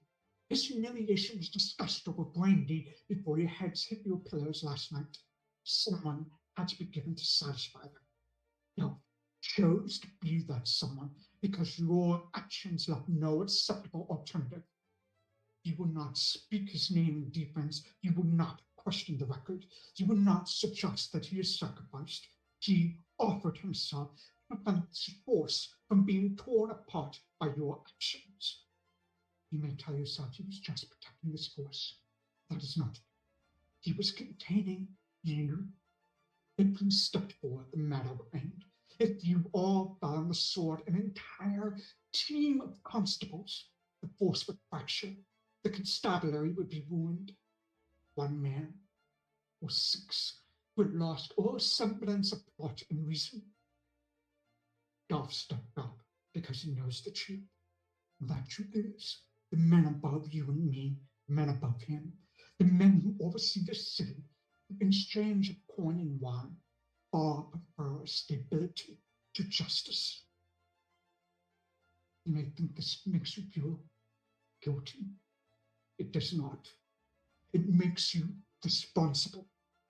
You will continue to serve, and if you are fortunate, you may one day make rank. You will be careful in public. You will remember witnesses are everywhere, always. And every time you hesitate, every time you choose restraint over impulse, you will be paying back a debt you can never clear. And if any one of you ever forgets that power, magic, and authority are not interchangeable, especially in the presence of rank, title, or witnesses, well, I will not allow another to ruin himself to save you. I will have you tarred and feathered in public so thoroughly that there is not a corner of this nation that you will not be ostracized from. And then you will perhaps realize that right now, the title of constable affords you and those you love certain protections that you do not want to lose. In truth, a part of me suspects that the only reason Dolph took that bullet for you all was to ensure the shield of badge of office you hold remains. So tonight, when you kneel at your bed to say your prayers, like the properly chastised children you are, you best offer invocation of forgiveness to his name, And every day you walk with that badge on, you best earn it. Dismissed. Mr. Corleo turns, opens the door, beckons for you all to leave. You all exit, and he shuts the door behind you. You should all follow me into my office. And Carlisle makes his way down the hall into his office. He opens the door, and you only see one of his team members, Dima, the dwarf over there, like frantically writing out like a quick missive. And he beckons you all to enter.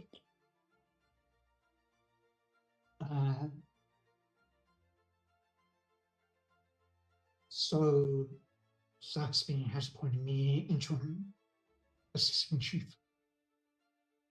So you will all be reporting to me now. I know this is a lot to take in. Take a moment, get your bearings, and then come see me when you can. Sorry, quick question above the table. This is Carleo saying this, or the other guy?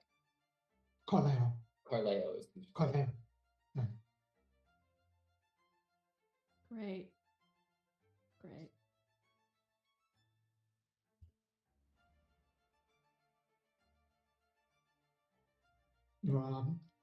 Unless you want to deliver a report now, I'm trying to get caught up in all of Dolph's cases. But you can take your time. I know this is probably a shock to you, so it's a shock to me as well.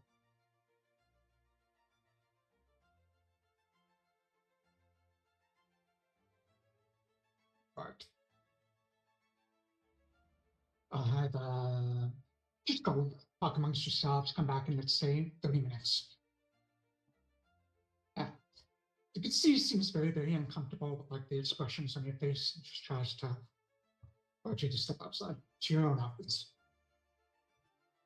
I will wait until everybody else steps out. I want to say something to Carleo solo. Yes. Sir, I do have something to report. I was going to bring this to Delph's attention in the morning. In our misadventures yesterday, we had a conversation with Lord and Kel, during which I believe my badge had been appropriated by members of his. Yes, we know. Soon I saw it. I will say that I deeply apologize for that. There is also the matter of, I believe there are some wands that were not recovered from a recent shipment that I do have in my possession. I was going to give Delph an explanation in the morning. However, I suppose now I have to give that explanation to you. Are you familiar with the what we are discussing? No, I'm not. I definitely just leave them on my desk. And he points to his desk in the corner. And I will try and get catch up when I finish all the paperwork. But thank you. Of course. Here they are. And if you have any further questions, of course, I am an open book for you.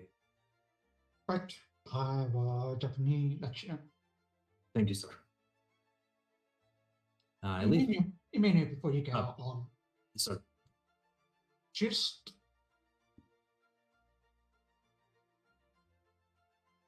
that the carrier team, that my team as well. If there's any way we can help you out, just let us know. Respectfully, sir, we do know that members of your team were following us. It does not excuse our actions in any way, shape, or form, but there may be some resentment on certain members of my team at the moment due to perceived... It's just Suna responding at the orders of Saxby and Nigel Parser. And it is completely justified, and as I said, I am making zero excuses. But for now, that there may be some tension.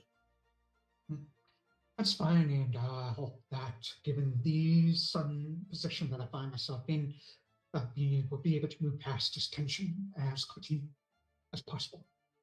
I will do my best, sir. I'm sure you will find this out, as you will now have access to my files if you didn't already, but my name is Artuk, and I would appreciate you continuing to refer to me as Emmanuel Goodfellow in our group discussions. Okay, great. I did not know that, so thank you. I will make sure to do so. Thank you, sir. I leave. Join the rest of your team back in your office. If that's not already being poured, I will prepare some coffee and just wordlessly hand them out to whoever needs a cup.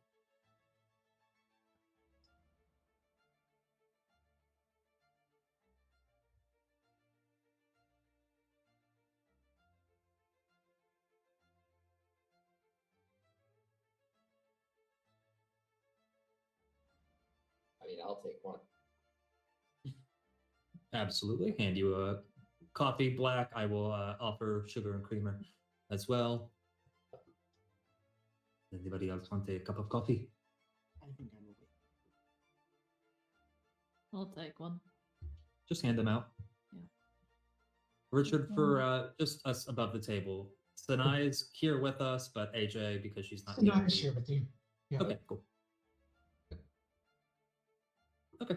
I sit down. I imagine we're all kind of like in a circle right now, just kind of facing each other, but not saying anything right now.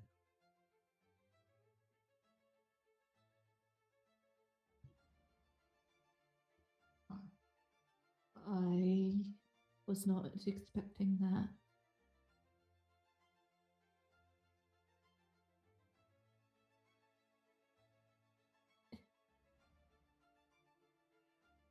He's a good man.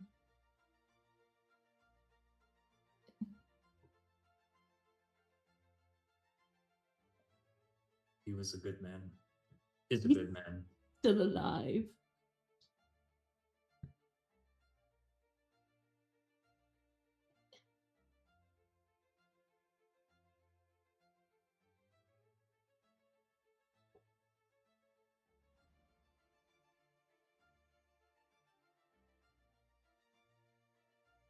Do a few moments, you hear a knock on your door, and Peggy enters.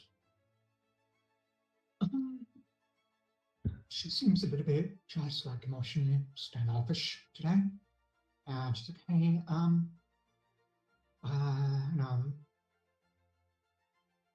Duff's left by now. He's just packing up the last of his things when you went in Saxby's office. But he did want me to let you know that that he has assigned people as one of his last acts to take care of your families and your friends here in Flint. Because he wanted to ensure that whoever was assigned did not have any ties to Orchid Cal. He made a request to the head offices in Slate. So an officer there teleported some individuals from out of the city to here to keep watch over everyone. Are you doing okay, Peggy? I know that you were you had worked under Delft for a while now.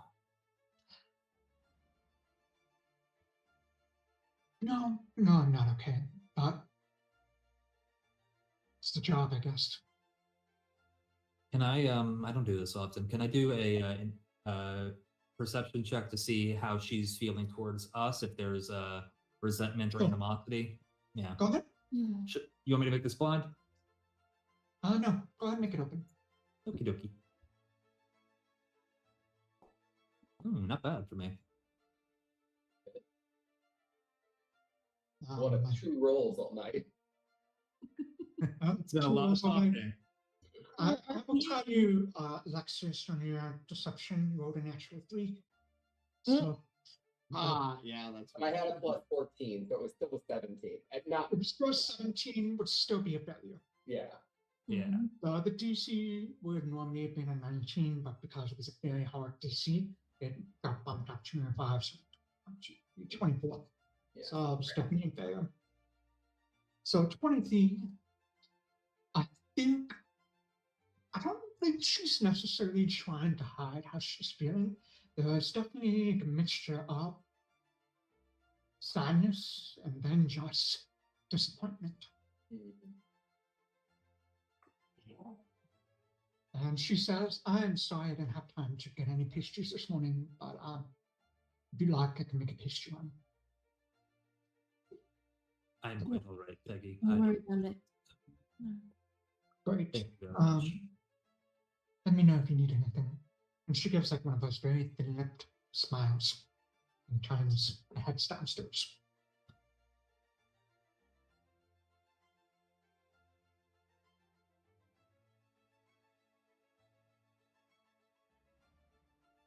Do you all mind if I say something? It's not what you expect. What? I know what Lady Saxby has said. I don't 100% believe her justification. I don't think the Dove did this just for. We're the ones that he handpicked. He believes in us, and I think even despite today, he still believes that we can do enough good, even if he had to not be here anymore. I think we just need to live up to that promise and remember that we can be better. That's what he believes in us for. I don't know if it helps, but I'll miss him.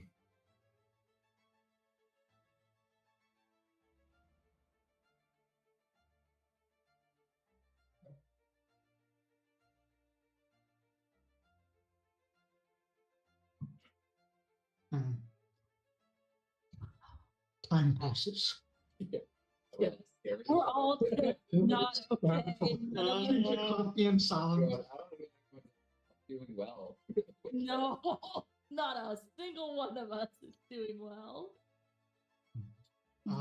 Eventually make your way towards Kaleo's office again. Oh God. Do we have a picture for him? I was trying to find. Do we have The a art? Yeah, he's around. Yeah, Yeah. he's the Richard Shame. Madden looking guy. Yeah, he's in our thing here. I'll send it to When- you. I don't have an instruments personally. There you I'll go. have that later. I will really There he is. appreciate. When he showed up, we were all like, "Oh, he's hot."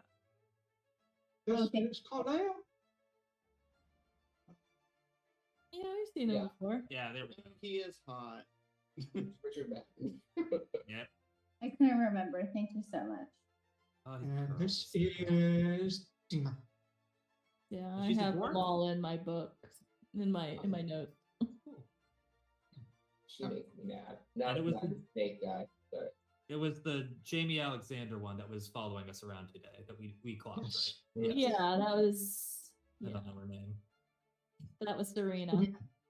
I also realized I kept calling the Viscount Inspector Vincent Price Hill because I keep thinking Yeah. of Vincent I Price. thought that was on purpose. Your discount Oh, inspector Nigel. Nigel Price Hill. Nigel Price Hill.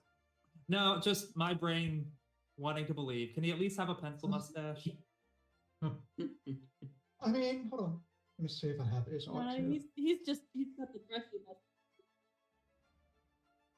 I have his art. I'm pretty sure. What's his name? I do. Edward James Olmos looking. This is Viscount Inspector Nigel Pusso. Ah, yeah. Very different looking than Vincent Price.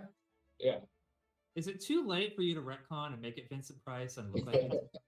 I'm sure we'll get a Vincent Price. Oh, sorry. What if that's his dad? Alright. Collier, you can see Collier has an entire stack of papers and files on his desk. And as well, I'm Charles, like, thank you. I apologize for seeming a little in this way or disorganized today. I'm all very new to me. Catch me up. Where are you with the current case? What's next? All I know is that Duff is having a look into smuggled weapons or artifacts of some sort. Yeah, at the weapons expo, we were there on duty. Some creatures appeared. We caught them. They seem to have come from a golden staff, which we have in our possession. But at that same in that same fight, someone was shot and killed, and Rocket is in jail right now for committing a murder. So looking into that a little bit, as well as the artifacts. He does have some connection to the missing artifacts, as he was an associate with the Caius Bergeron, who we have been tracking down the artifacts location. He funded the excavation in near Pole that unearthed them. We have suspicions of him being engaged in the illicit trade and distribution of those artifacts, as well as the exact nature is currently undetermined, but a tragedy that happened to the team that was excavating in the ziggurat near Pole. When we were interrogating him, he gave the impression that he was overly interested in the artifact. We were able to recover the staff, and Quobbol has it. There is another artifact we know is currently being marketed by a black market dealer named Kaya. This is a sword made of stone. That is the only other artifact we are aware of on the market. As it currently stands, there could be more. The necklace. Above the table, in case you're hiding it for a reason, the necklace as well. We put that into, didn't we put that into evidence? They know about that. We already had the necklace and Vincent everything. has it. Yeah, Vincent. and then we gave it to Vincent. Vincent. Yeah. I thought we explained it out. Like, But I wanted to make sure that we've told them like we're giving them that full disclosure, and B, that you're not just like hiding it for any reason. Oh yeah, no, I wasn't hiding that on as. Okay, cool. No. I just because that was then entered into evidence. But the sword is still sword out. is still out there, and we don't know if someone may buy it or not. There is also definitely some ongoing problem, mystery going on with the cigarette. We believe is tied to Axis Island and some of the discoveries we had made while we were there on a previous case. Gaius Bergeron is investigating the cigarettes, and we know that he has a vested interest in one in there. Alright, these artifacts that you recovered that were stolen, were they stolen here in Flint, were they stolen at the excavation site, or We don't went know. at the excavation site, but we don't know if that was a part of the theft, if that was something else, but they have somehow now made their way into Flint. There's a lot of unknowns there. I will also mention that in our investigation of Caius Bergeron, he had a medallion or amulet that was tied to the Baldwin Hill conspiracy with former Mayor Reed McBannon. interesting. I know Saxby had my team put on that case. So thank you for that. Let's have you for now focus just on artifacts, the smuggling, and all that. While Caracas is in jail, he can remain there. Respectfully, sir, Long as he likes. we have some information as we have begun to investigate that may lead to his exoneration. We're not convinced that he actively murdered or even indirectly murdered. There may be a third party, a dwarven individual we have yet to identify.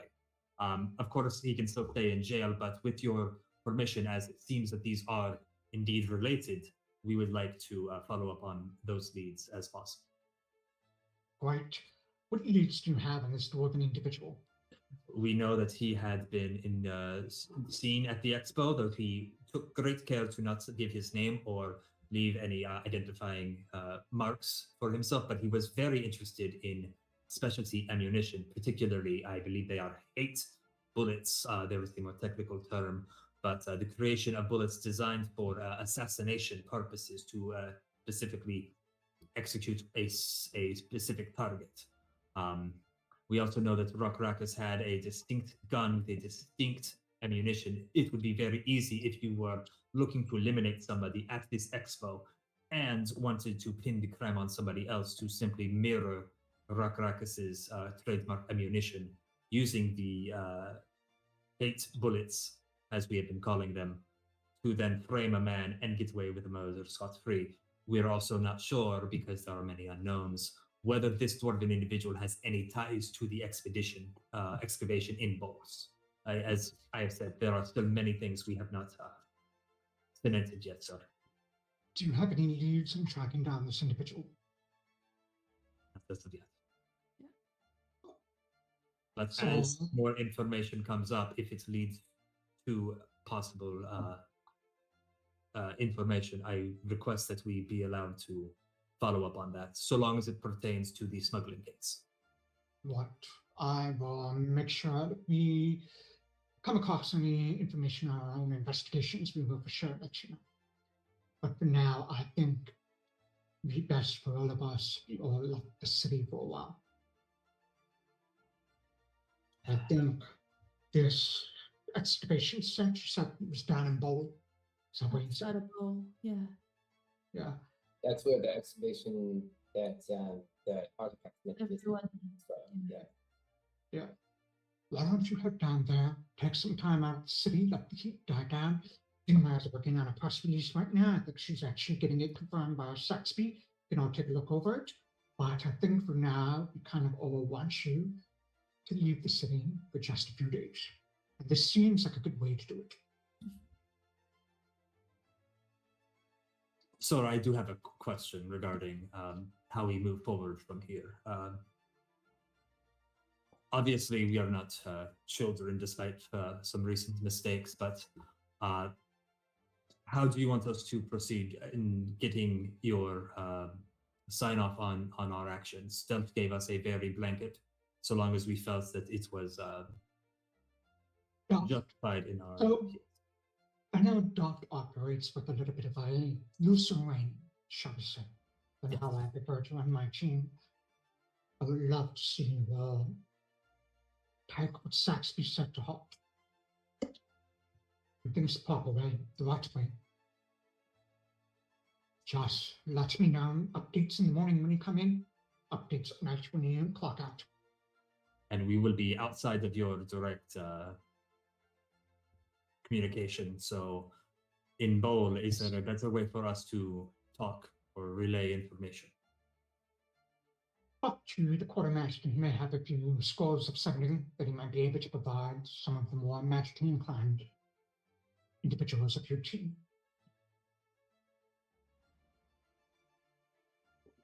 Well, all right, in that case, also talk to Peggy. She will arrange for you to have some train passes, and Emmanuel, we have already commissioned a new badge for you down at the quartermaster. Please pick it up as soon as possible. Yes, sir. Anything else I'm forgetting? No, just on a more personal note. I know I can come across as a bit of a, I think Gotham refers to it as stick up my needles, shall we say. But I do prefer to do things the proper way. I do prefer to keep things in the up. I understand that you have all been a bit too often you are, but don't hide you for a reason, and I'm looking forward to seeing what that reason is. Also, is there a moniker of which I can refer to the members of your team?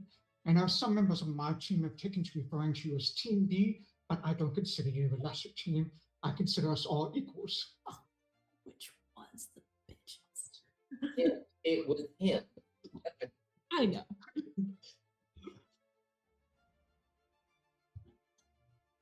We don't have a name. We Don't have a we name. not Please think Congress. about it on the chain ride. I believe it's a day's ride down to both. Hmm. Well, I believe that is it. Thank you for the update. I'm going to try and catch up on some of this paperwork. And you see Dima enters at this point, and Dima kind of gives Color a nod. Color says, great, Dima had the wording approved. Take a look at it back in your office, make sure that you commit it to memory, and talk to Peggy and the quartermaster before you go. All right. Dismissed. head back to our office. Mhm. This feels off balance. Richard, can I say something above the table? Sure.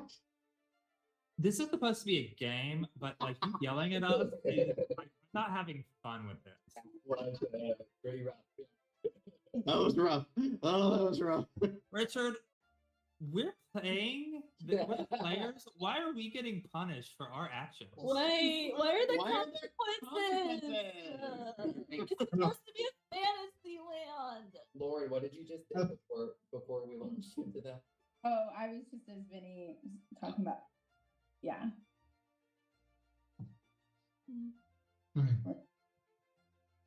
You all make your way back to your office. To look at the letter, I will do a quick share of this letter. I wrote it out for you all. You find it. Imbecile constables, get their boss fired. Press release. Great. I love that. I love that we're gonna have that for Not ourselves. press release. So cool. Thanks. Oh, So, would someone mind reading this out loud? I can read it. Oh.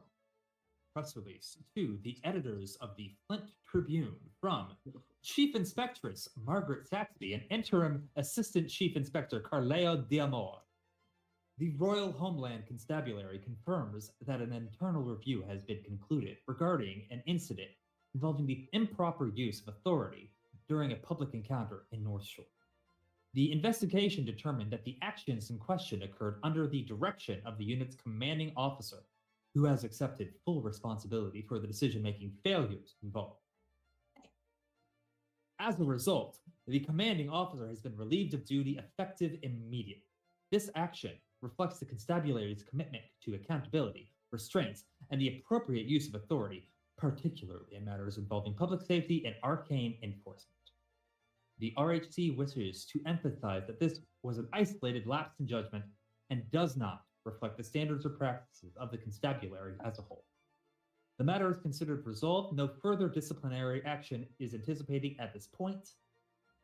The constabulary remains committed to maintaining public trust and ensuring that all enforcement actions, mundane or magical, are conducted lawfully and responsibly.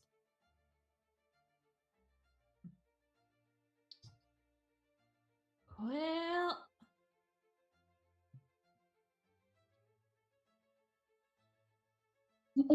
It all feels, Yeah. it feels off balance to me. Yes. We saved the king. We didn't kill the Duchess. We returned her. We make one mistake with a civilian encounter and Delta is gone. Yeah. It's a civilian encounter mistake with a with- lot of money and lawyers. But no one was harmed and everything was returned. I understand that is not what they wanted, but I agree. It does- Just because we've done great things in the past does not give us the right to do whatever we want, though. We all, as a team, fucked up today. I don't think that's what Vinny is saying. It You're feels. right. It feels vindictive. One mistake should not have gotten dealt the can. It was a very public mistake. But it's not fair. It's off balance. I agree we made the mistake. I agree the disciplinary action probably should have been taken. I Again, should have done that hell where everybody could see it. I was being reckless to I think the full disgrace of one man is not fair. It's not a fair thing. No. So no, it's not fair. It's our fuck up. I And understand why it has to fall on him. I don't think it's fair. To continue what Vinny is saying, though, it is off balance compared to. This was a very public mistake. This was a very costly mistake, but it deserved better than to be fired in disgrace, and that's on us. But that is also on the RHC. There should. oh, we found stuff on him. Like he not that No. Does anyone else think that it's odd how Saxby is treated us up until this point, even before this? I feel He's that, never liked us. and I don't understand why. Not that I need anyone to like us, but to have Good. wanted us to stay out, still completely out of the limelight when up until this point all we've done was positive for the RC. It seems Good. strange. Goodfellow is going to slap his hands hard on the desk and say, I think this is a conversation we should have outside the RHC. That's fair. We'll have Yeah. plenty of time on the train ride. That is true.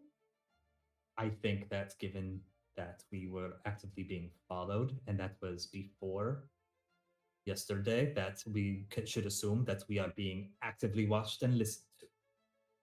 That is fair. Yes, there.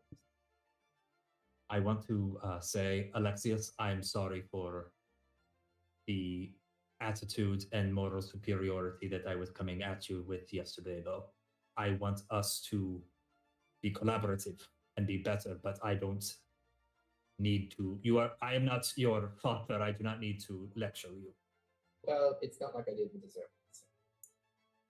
I just want us to not make these mistakes anymore. I think We'll make mistakes. That's part of this. We're figuring out impossible things. We'll make mistakes. It shouldn't every time it happens that somebody loses their job and has to retire in disgrace. I'm gonna go pack my bag. I'll meet you all at the station. Does anybody need help packing? I can carry a lot if you want to have luggage. I pack pretty light. I also We were supposed to check with the quartermaster before we left. That is just to pick up a badge. I can do that as I'm leaving. Oh. Because yes, my badge was stolen. But I'm making a great impression on our new boss. I I mean, don't he already think doesn't. them as. Never mind, I'm not talking about that. No, we gotta. We'll talk later. Yeah. I think Emmanuel is right. We can definitely talk, Talk later. not here. Mhm. But Quick question for the magic people, because I'm not magic. There are spells that you can watch people from far away, yes? Can you listen to people from far away? I don't have anything that can. can I do an esoteric lore check and see if I know anything about that kind of magic and where? Sure. I Sure. feel like that's something that falls under esoteric lore. Yeah, what do we know about scrying? Probably Yeah. anybody who has magic or like spellcasting traditions could probably make a knowledge check too. Yeah. Although you rolled really good, so people. I'll say, Alexias, there are definitely spells sideline, listening, to watch, to scry. You do know, however, that RHC is warded against those specific spells. Sure. Mm-hmm. I share that. Yeah. And it doesn't stop someone from just listening at our door, I suppose. That too. Or they have. I know. You know. I'm sorry, Vinny. Please continue. Oh, I just said maybe they have their own warded from outside, but their own to listen to us. Yeah. I'm Delph's gonna- door office was warded and protected as well, so we should assume that there are similar things. I'm gonna go pack a bag. Yeah. Feel like I need a walk. Yeah. Yeah.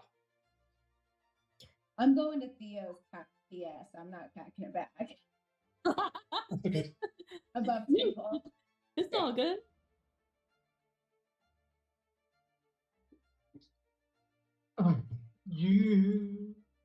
So Vinny heads out into the rain, morning rain, to go to Theo's house. The rest of you heading home to pack whatever things you need, or going to the quartermaster, I guess. Emmanuel's going to the quartermaster to get Yep. scrolls of sending. They'll give you like we'll say 7 scrolls of sending. 7 scrolls I of will sending.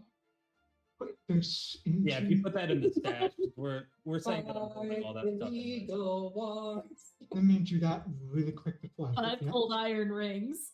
I will go ahead and also, before Dahlia leaves, tell you I have handed off the wands in my possession to Carleo as well. So I believe the circle is closed on that. Yeah, the quartermaster says, please return what you haven't used when you return. Will do. Thank you, sir. And I don't also- use this again.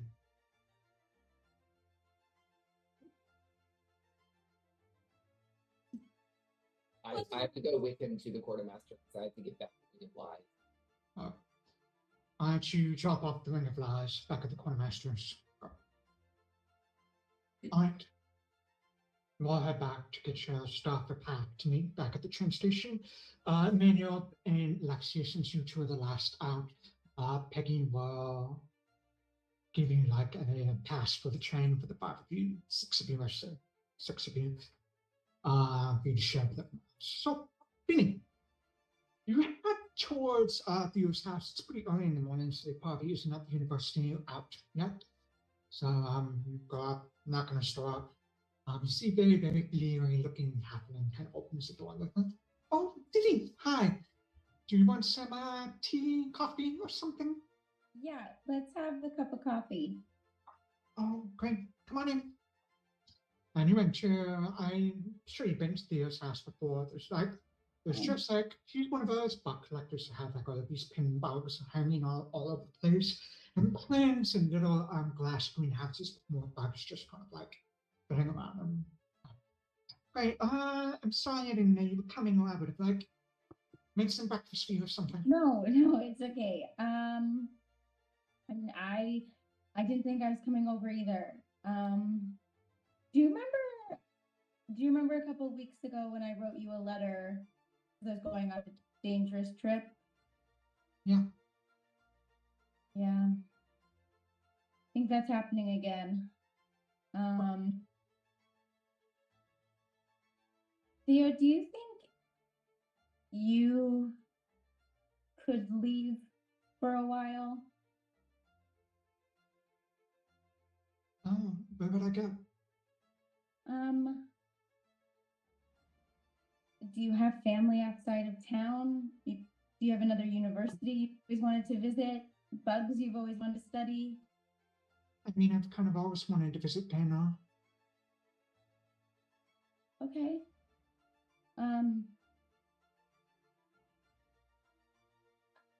Is it okay? No. Did I do something? Is that why you're like, No. I made a mistake. Oh. I trusted someone that shouldn't be trusted, and I'm afraid that I put you in danger. oh, We've hired people to keep an eye on you and protect you.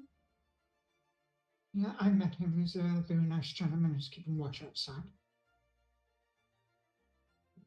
Just with me not here, I have to go for work. It makes me nervous that I can't protect you too. Well, you don't have to worry about protecting me. I can take care of myself. I know you can. But I feel responsible. Hmm. So I'm very sorry. No, you don't have anything to apologize for. I know. Like I feel like maybe I know you well enough to know that whatever you did with the best intentions. You did to make sure that your job and what you do is, Okay. Thank you. You're my favorite person. do you need a hug?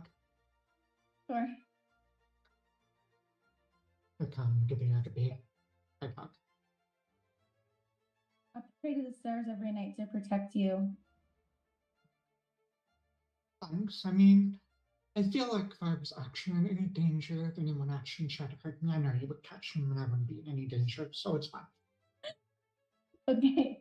Yeah, you're like a dragonfly. Did you know dragonflies catch up to 95% of the prey they hunt? That's you. You're a dragonfly. I'm a dragonfly. Oh. Okay. I have to go.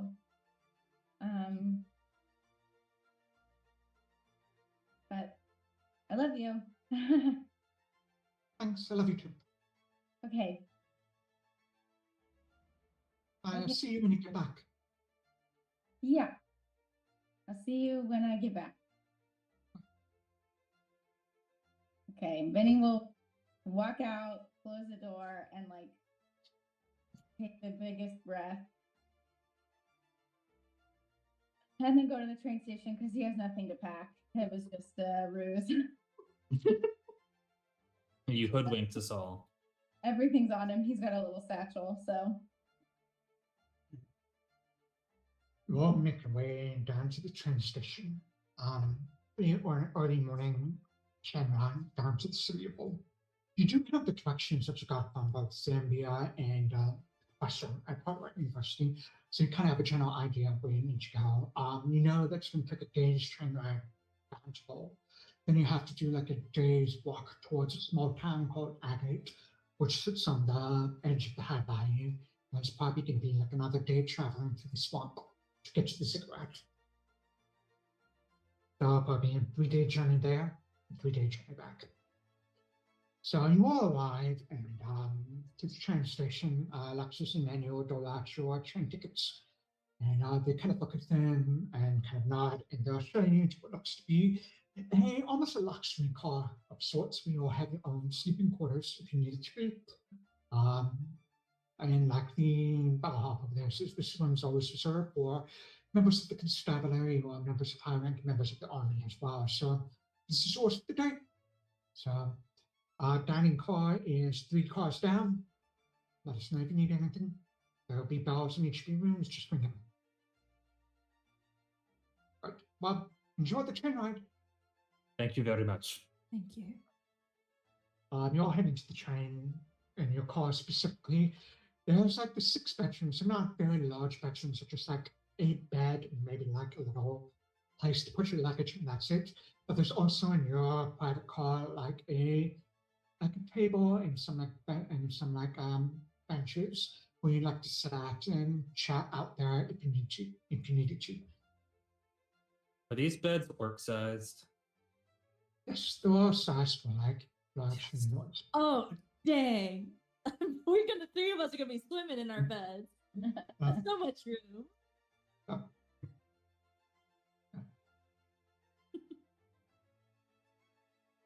How are we all feeling, gang? Ready for some train talk now that we're all emotionally devastated? Do we have time for the shit we have to get out in train talk? Honestly, we have a day. I mean, like this session. I not don't this think we have the session. time this session to We get got this 12 stuff out. We have like 12 sessions of just train talk we could have, y'all. We have We so got much baggage. stuff. We got some shit to There's hash so much out. baggage on this train. After a few moments, you hear the sound of the train whistle blowing, and then the chug of the engine, the steam engine, into the train down the tracks. It takes a good 30 minutes or so to get to the edge of the city, and another 30 to go past the farm lane or so. And these trains move generally slowly. They're much larger than I would say modern Quobbol trains are. I'm saying, Dahlia, you do notice something odd. As you're kind of heading down, it's just something that kind of like sparks, not something you're necessarily familiar with. Along the lines of train tracks, you see what look to be these freshly planted trees with like red flags, just kind of like drifting in the wind as the train passes by, lining all the way down, probably spaced a good 10 feet apart.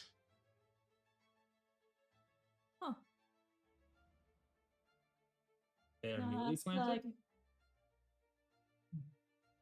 They are not newly planted, but they're very, very young trees. So probably replanted within the last year or 2. Can I like ask a porter or something? Like, what's with the flags on the trees? Yeah, I mean, you can like peek your head out of your private car and you see the porter that's just kind of like walking by, checking the tickets for everyone. And just kind of, oh, that's to appease the bank. Make sure that they don't, attack the trains or anything. Huh. All right, learn something new. I think the theory is that she's appeased them with the red flags kind of serve as distraction a bit. Oh. All So right. you planted them. I know the train companies planted them all along the train tracks over here in Riso. Okay. All right, thank you. Of course. Anything else you need? Breakfast, food, water? No, thank you very much. I'm all right now. Right. Well, let us know. Sure. Okay, who's gonna talk first? I would like to. Oh, go ahead. What? I think this conversation we were having at the office that this is like too much. But what This were is you a lot. Are we congregating in the little sitting area then, all of us? Probably, yeah. Okay. Fitz, Yes, what were you, Emmanuel, what were you gonna say? Oh, I was gonna have Goodfella do something, but we can have this conversation first. Yeah, we'll have our all round and before Okay. we break out into sessions. Yeah. We got session. Yeah. No, this one I want to talk to everybody because it just Yeah. No. Let's do it. Yeah. 100%. where's Sanai with her string? That's what it feels like. I feel completely destabilized right now. It Not only have we lost our boss and our, the fellow who advocates for us, but we then we just pile onto a train, sent out of town when our loved ones are in danger. All of it is we were told to disappear. We're in the middle of active investigation, but go to a mining site or whatever, the Zigra where they come from. How is that going to rectify them in Flint? Especially when punishment has already happened, right? If Delta's fired and none of our names or faces are in the paper, then why are we being sent away? maybe it's a power move. Maybe it's just they don't want us around. Maybe Saxby just doesn't want us in the building for a while. It could also be that they're going to have us leave, the other team clean up, and then we come back once they have the goodwill and popularity from Margaret Saxby's chosen team. Okay, Why good. were they spying on us? We saved the king. Yeah, and they were spying on us. What is that? Why were they spying? We were not spying on them. It was not like it was some sort of inter-communal thing. Why would they be watching us so close? I mean, they're Saxby's golden children. They're her team. Probably wants to find something on us with Nigel Price Hill around. I think Oh, it's no. Vincent. You know how they wanted us to be? It is. You said they're the golden children. It made me think that we're like the bronze bastards. You know, That's we a have good to team look for a name for the team. Alliteration is so important. And if they're going to call us the B team, at least let's give them a reason. Not even silver. We're a bronze bastard. Ron Bastards. No, but Does yeah, anyone else That is think funny. it's very convenient for Saxby that Delft is no longer on the picture? It's Mhm. extremely convenient. Especially if there were two handpicked teams of the RHC, us and Hearst, and now Delft is gone, and we are on a train to the middle of nowhere. You would also think that as the chief inspectress of the RHC, any publicity, any goodwill from any of the RHC teams would be good. But she always told us to stay out of the newspapers to avoid. After every time we have had a success, she has jumped in to get us out of the She- limelight as soon as possible. We She saved knows the- our popularity, so she also knew that getting rid of all of us after this mistake was not a possibility, even if it was as big as she said, because of our popularity, and what's because of the things we've done in the past. the emphasis on the fragility of the RHC was very strange. Mm. all of it falls apart when one mistake is made. Right? As Vinny said, no one was going to make mistakes. We're here. We're going to make mistakes. Any team is going to make mistakes, and so the idea that the entire system falls apart because of one public mistake is strange. But also the person who has enough power that they go complain to their lawyer, their daddy, their cousin, whomever got them on that boat to save where we saved the king. Why does this person have enough power to get Dolph fired? What was that coin? I had a brief Yeah, explanation, but what was that medallion? We found a similar one when we were investigating the mayor, well, the disgraced mayor, Reed McFadden. Oh, Mhm. Saved the day. The yeah, there was a warehouse where they were doing some sort of there were a group of, I believe that they were Denorans. They were Denorans, but they were Called not. by an amulets. They were not um, loyal to Dahlia. They were different. There were other rogue Denorans. Right. So, And do we know more about these? They're like they're planar, like you travel planes with them. They were doing something with which Now, one, this which is is the above and ritual, yeah, we almost died yes, to a ritual and golem.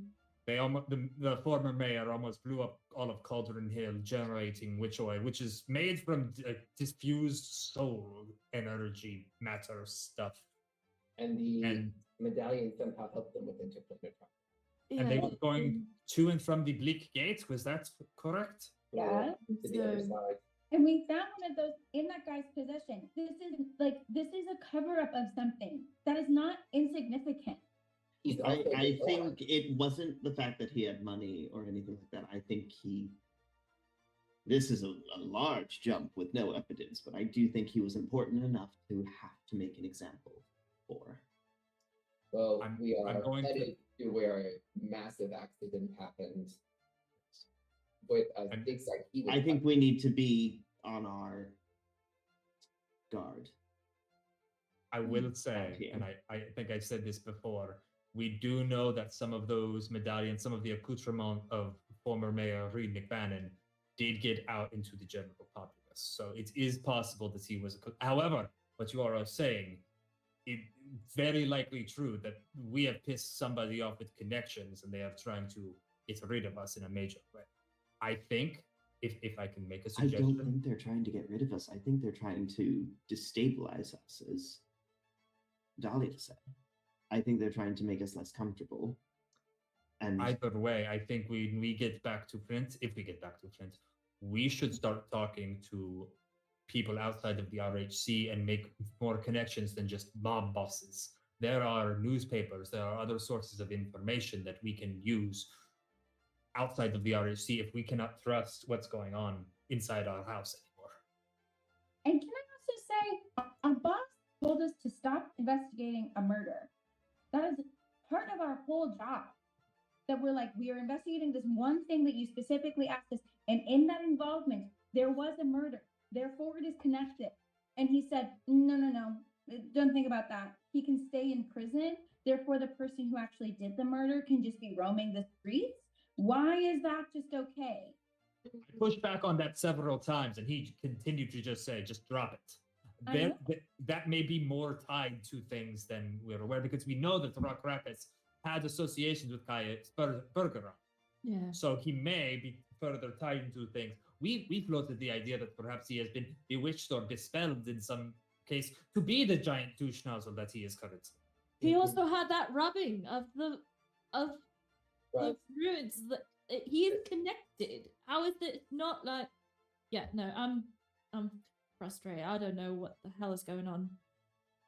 I think at all of this, Quobble's going to take out the staff again. And I think Ooh. he's going to cast his spell that he can cast once a day to get some Oh, more information. More info Time to from the look staff. back at the pets. Yeah, great. Yeah, info.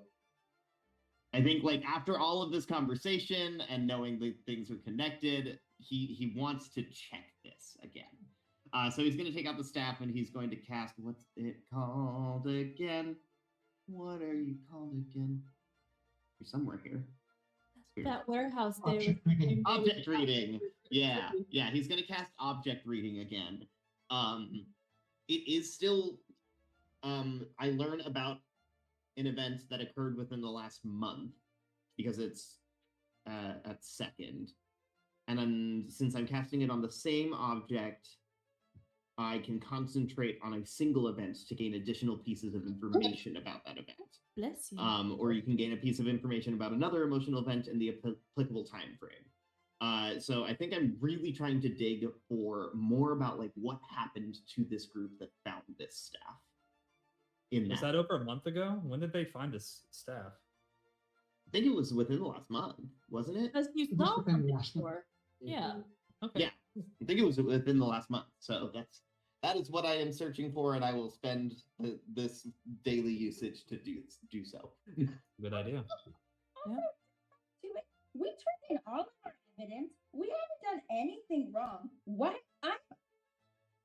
I'm saying this, I want the picture to be like I'm kind of stomping around screaming while Yeah. having the staff on the table like in a trance kind of thing.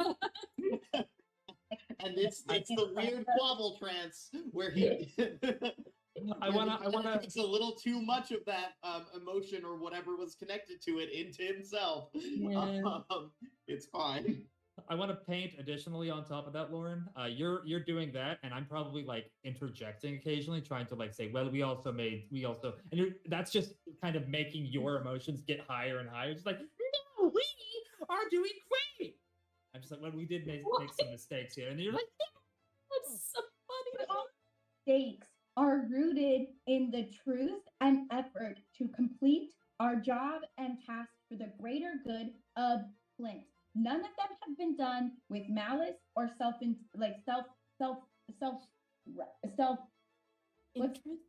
yeah, forgot that word. I just want to paint that like that interaction as Quobbol is. Yeah. Quobble's Yeah. I just eyes want rolling to back. further your emotional Love. love. Okay. Quobbol. But I want to make sure that Last time we got some spicy stuff. I'm excited. now, can you be specific, like what exactly information you're trying to find? So last time we kind of got information as to like the feeling behind it. Yep. I want to know more about that thing that felt sadistic and hungry. Okay. You hold the staff in your hands and you hear dimly in the corner of your eye, you can dimly hear like Vinny just kind of like stomping around behind you, just going back and forth, but you focus. You focus on this. And you focus specifically on that emotion, that sadistic emotion, that hunger you see. And rather than focusing on what that thing was, because you're not quite able to get like a clear picture of it, you decide to look at the other perspective of what it was. And you feel a sense of pain as something sharp drills into your head, not from the sides of the skull, but through the soft palate of your mouth. Oh God, okay. Are you winning, son? Well, Quobble's not making pleasant sounds right now. Yes. And you focus on that pain to kind of get a sense of what it is. And there is a sentient thought that worms away into your mind through that sharp pain, through the soft part of your mouth. Just a sentient thought of almost a hiss of sorts, just, where is this?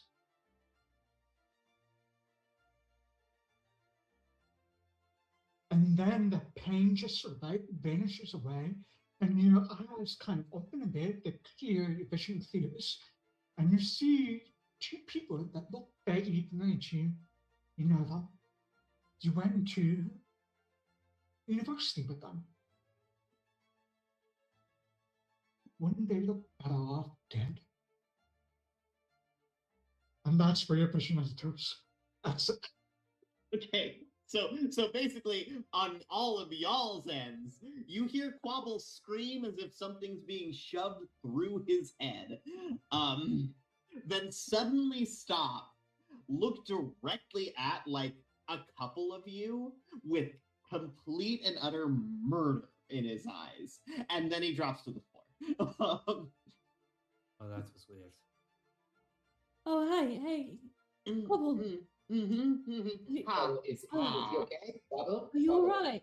Yeah, there's not a hole. And he like opens his mouth. There's not like a hole in there, is there? Other than the one that's supposed to be there. No. Good. Huh. And then I will relay exactly what you said to everybody. What did it say? Vision? What? What did it say before the vision? It said specifically. Where is it? Where is this? And then you saw your friends. Two people I went to university with. So I'm guessing I was seeing through the eyes of one of the expeditioners. And they wanted to murder those two friends. And I'm pretty sure they did. Was it as if it was taking over your minds Maybe. or your body? I think a bit of both, but it was almost like it was implanting that idea into their head and making it seem like the most correct course of action. As if they were charmed. Mm-hmm. So it could have been that the excavation team turned on each other due to some magical. Did it seem like it was coming from the staff or the site, or could you tell? I think it was maybe some part of both. I've been holding this staff for days now and haven't wanted to kill any of you. Give it time. Good.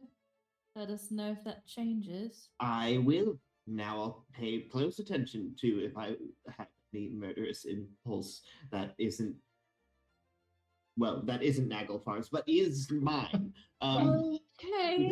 Because there is always kind of a constant buzzing in there of just like, hey, what if you killed that thing? But it's more That's like his thoughts, not mine. You know? Concerning. When But you I can used- differentiate those. Did it feel like Naglfar? Did it feel like Naglfar? No. It did not feel like Again, it felt Okay. like it was their idea. No, No, but like, is it no. something like Naglfar, or is it No, just like no, a because deed? when Naglfar tries to tell me to do things, it's never something that he is replacing my own free will and thought with. It is something he is suggesting Just I someone do. talking to you. It's someone like talking to normal. me. This was not that. Oh. Would you be open to maybe daily medicine check, and I can just see if anything's like taking over your brain? Yeah, that's fine. I think honestly, after seeing that, I think I would like that medicine check now. Maybe first. Go for it. Hey, just a little check-in, buddy. Just How a little you check. feeling murderous today? You feeling like a murderous little frog? Thing. It's fine. It looks fine. Great. Looks a little stressed, but otherwise fine. Unlike the rest of us. I'll grab some. I'm gonna do some like what's it called? What's the word? Quobbol keeps touching his tongue to the top of his mouth as Oh, well, boy. just checking to make sure there's no like hole there. or anything. No, I'll pull out like a essential oil. I'm gonna do some. I'll pull out an essential oil that's like a chamomile kind of smell or a lavender to help like just with Aw. the stress Mhm. as like a scent kind of thing. I'll put it on your on your wrists and on the back of your ears. Great. Well, the holes that are his ears. Goodfellow's gonna Not in leave. it. I want to go explore the train. Good fellow heads out into the train. Oh, there he goes. After that hit song, my principles. Anyone seen that thing you do? 'Cause that's something. That's one of my favorite movies. Yeah. I love that movie. It's so good. There's that really weird moment at the end of Above a Toon Day, but we can overlook that for the rest of it. Quobbol also knows that he's going to have to cast the spell again tomorrow because he needs to see more of what happened. And it's not going to be great. He's not going to enjoy it. No, that's gonna wear away at his psyche, I think. I mean, there's a lot of things wearing away at that already. It's fine. What's one more? God. Yeah, no, that'll be fine for you. Just pile it all on until you break. Look, it's fine. He's fine now. Why wouldn't he Push be it fine down. before? Push it down. Get down. Um, Ignore the shoulder tension. God. Alright, 5 of you remain in the train car while Emmanuel heads out. Are you just walking around, Emmanuel, or? I've never been on a train before, so I want to go see the train. I mean, it's not a very long train. It's just like maybe 7 or 8 cars. Most of them are open to the public, except for the ones up close to the engine, and there's one of them's for storage of like luggage, and the other Right. one where they house all the fire gems that used to propel the engines of this car. The train isn't full by any means. No one is going down to Bowl in the middle of the weekday at this time of day. So there's just a few people here and there. They'll just kind of look up as you walk in your full armor. You see like a little boy just kind of look up at you. Mister. Yes, hello, young man. I am Sir Emmanuel Goodfellow. How are you? I'm good. Is that heavy and uncomfortable? Looks heavy and uncomfortable. It was when I first put it on, but I got very used to it. Do you know what the secret is? Oh. I don't know. It looks a little rusty in places. Well, I need to take better care of it. I flex. It's like all of this muscle makes it really easy to carry. Let me see your. I don't know. He just kind of looks at you, skeptic, and is like, I think my dad could beat you up. Maybe he probably is a very strong man, but I'm He's just saying. the strongest man in the world. I would love to meet him if he's that strong. But just remember, if you get big and strong like me and your dad, you could wear this armor even easier than I am. Okay. I don't know if I want to wear it. Looks uncomfortable. Looks like it scratches over there. It does scratch. In fact, between the shoulder, could you just like scratch that? No. My mommy told me I'm not supposed to like touch strangers. That's actually a very good No point. good. That's That Emmanuel's mommy never told him. Hey, now. That's my dead mom you're talking about. There. So sorry. All right. Well, that was a weird interaction I had with the child. I'm gonna walk away now. Walk away. I mean, you can walk up and down a few train cars to gather your thoughts. Through the dining car, through the passenger cars as well. I will strike up conversations though, just especially with any train employees, just learn a little bit more. Last time I was on a vehicle like this, it almost exploded and we needed to figure out how to turn it off. So at least making conversation and maybe asking about how the train works would be super helpful in case it blows up. Sure. I mean, you can strike up conversation during with one of them. They'll tell you about how the train works. It's a standard steam engine, but I guess instead of coal, they use fire gems to increase the heat, which is why this train is so large. But yeah, you can strike that up. So the 5 of you that are still in the car, any other conversations you want to have, private conversations, or you muted, Frank. just above board, I'm having flashbacks to the last time we dealt with fire gems. Anyway. I don't want to think about it. This is going to be fine. We didn't see a row of red flags on our way out anyway. It's fine. Like full red flags. It's fine. We're fine. There's no reason to be worried about that thing that I thought was odd. I'm sure.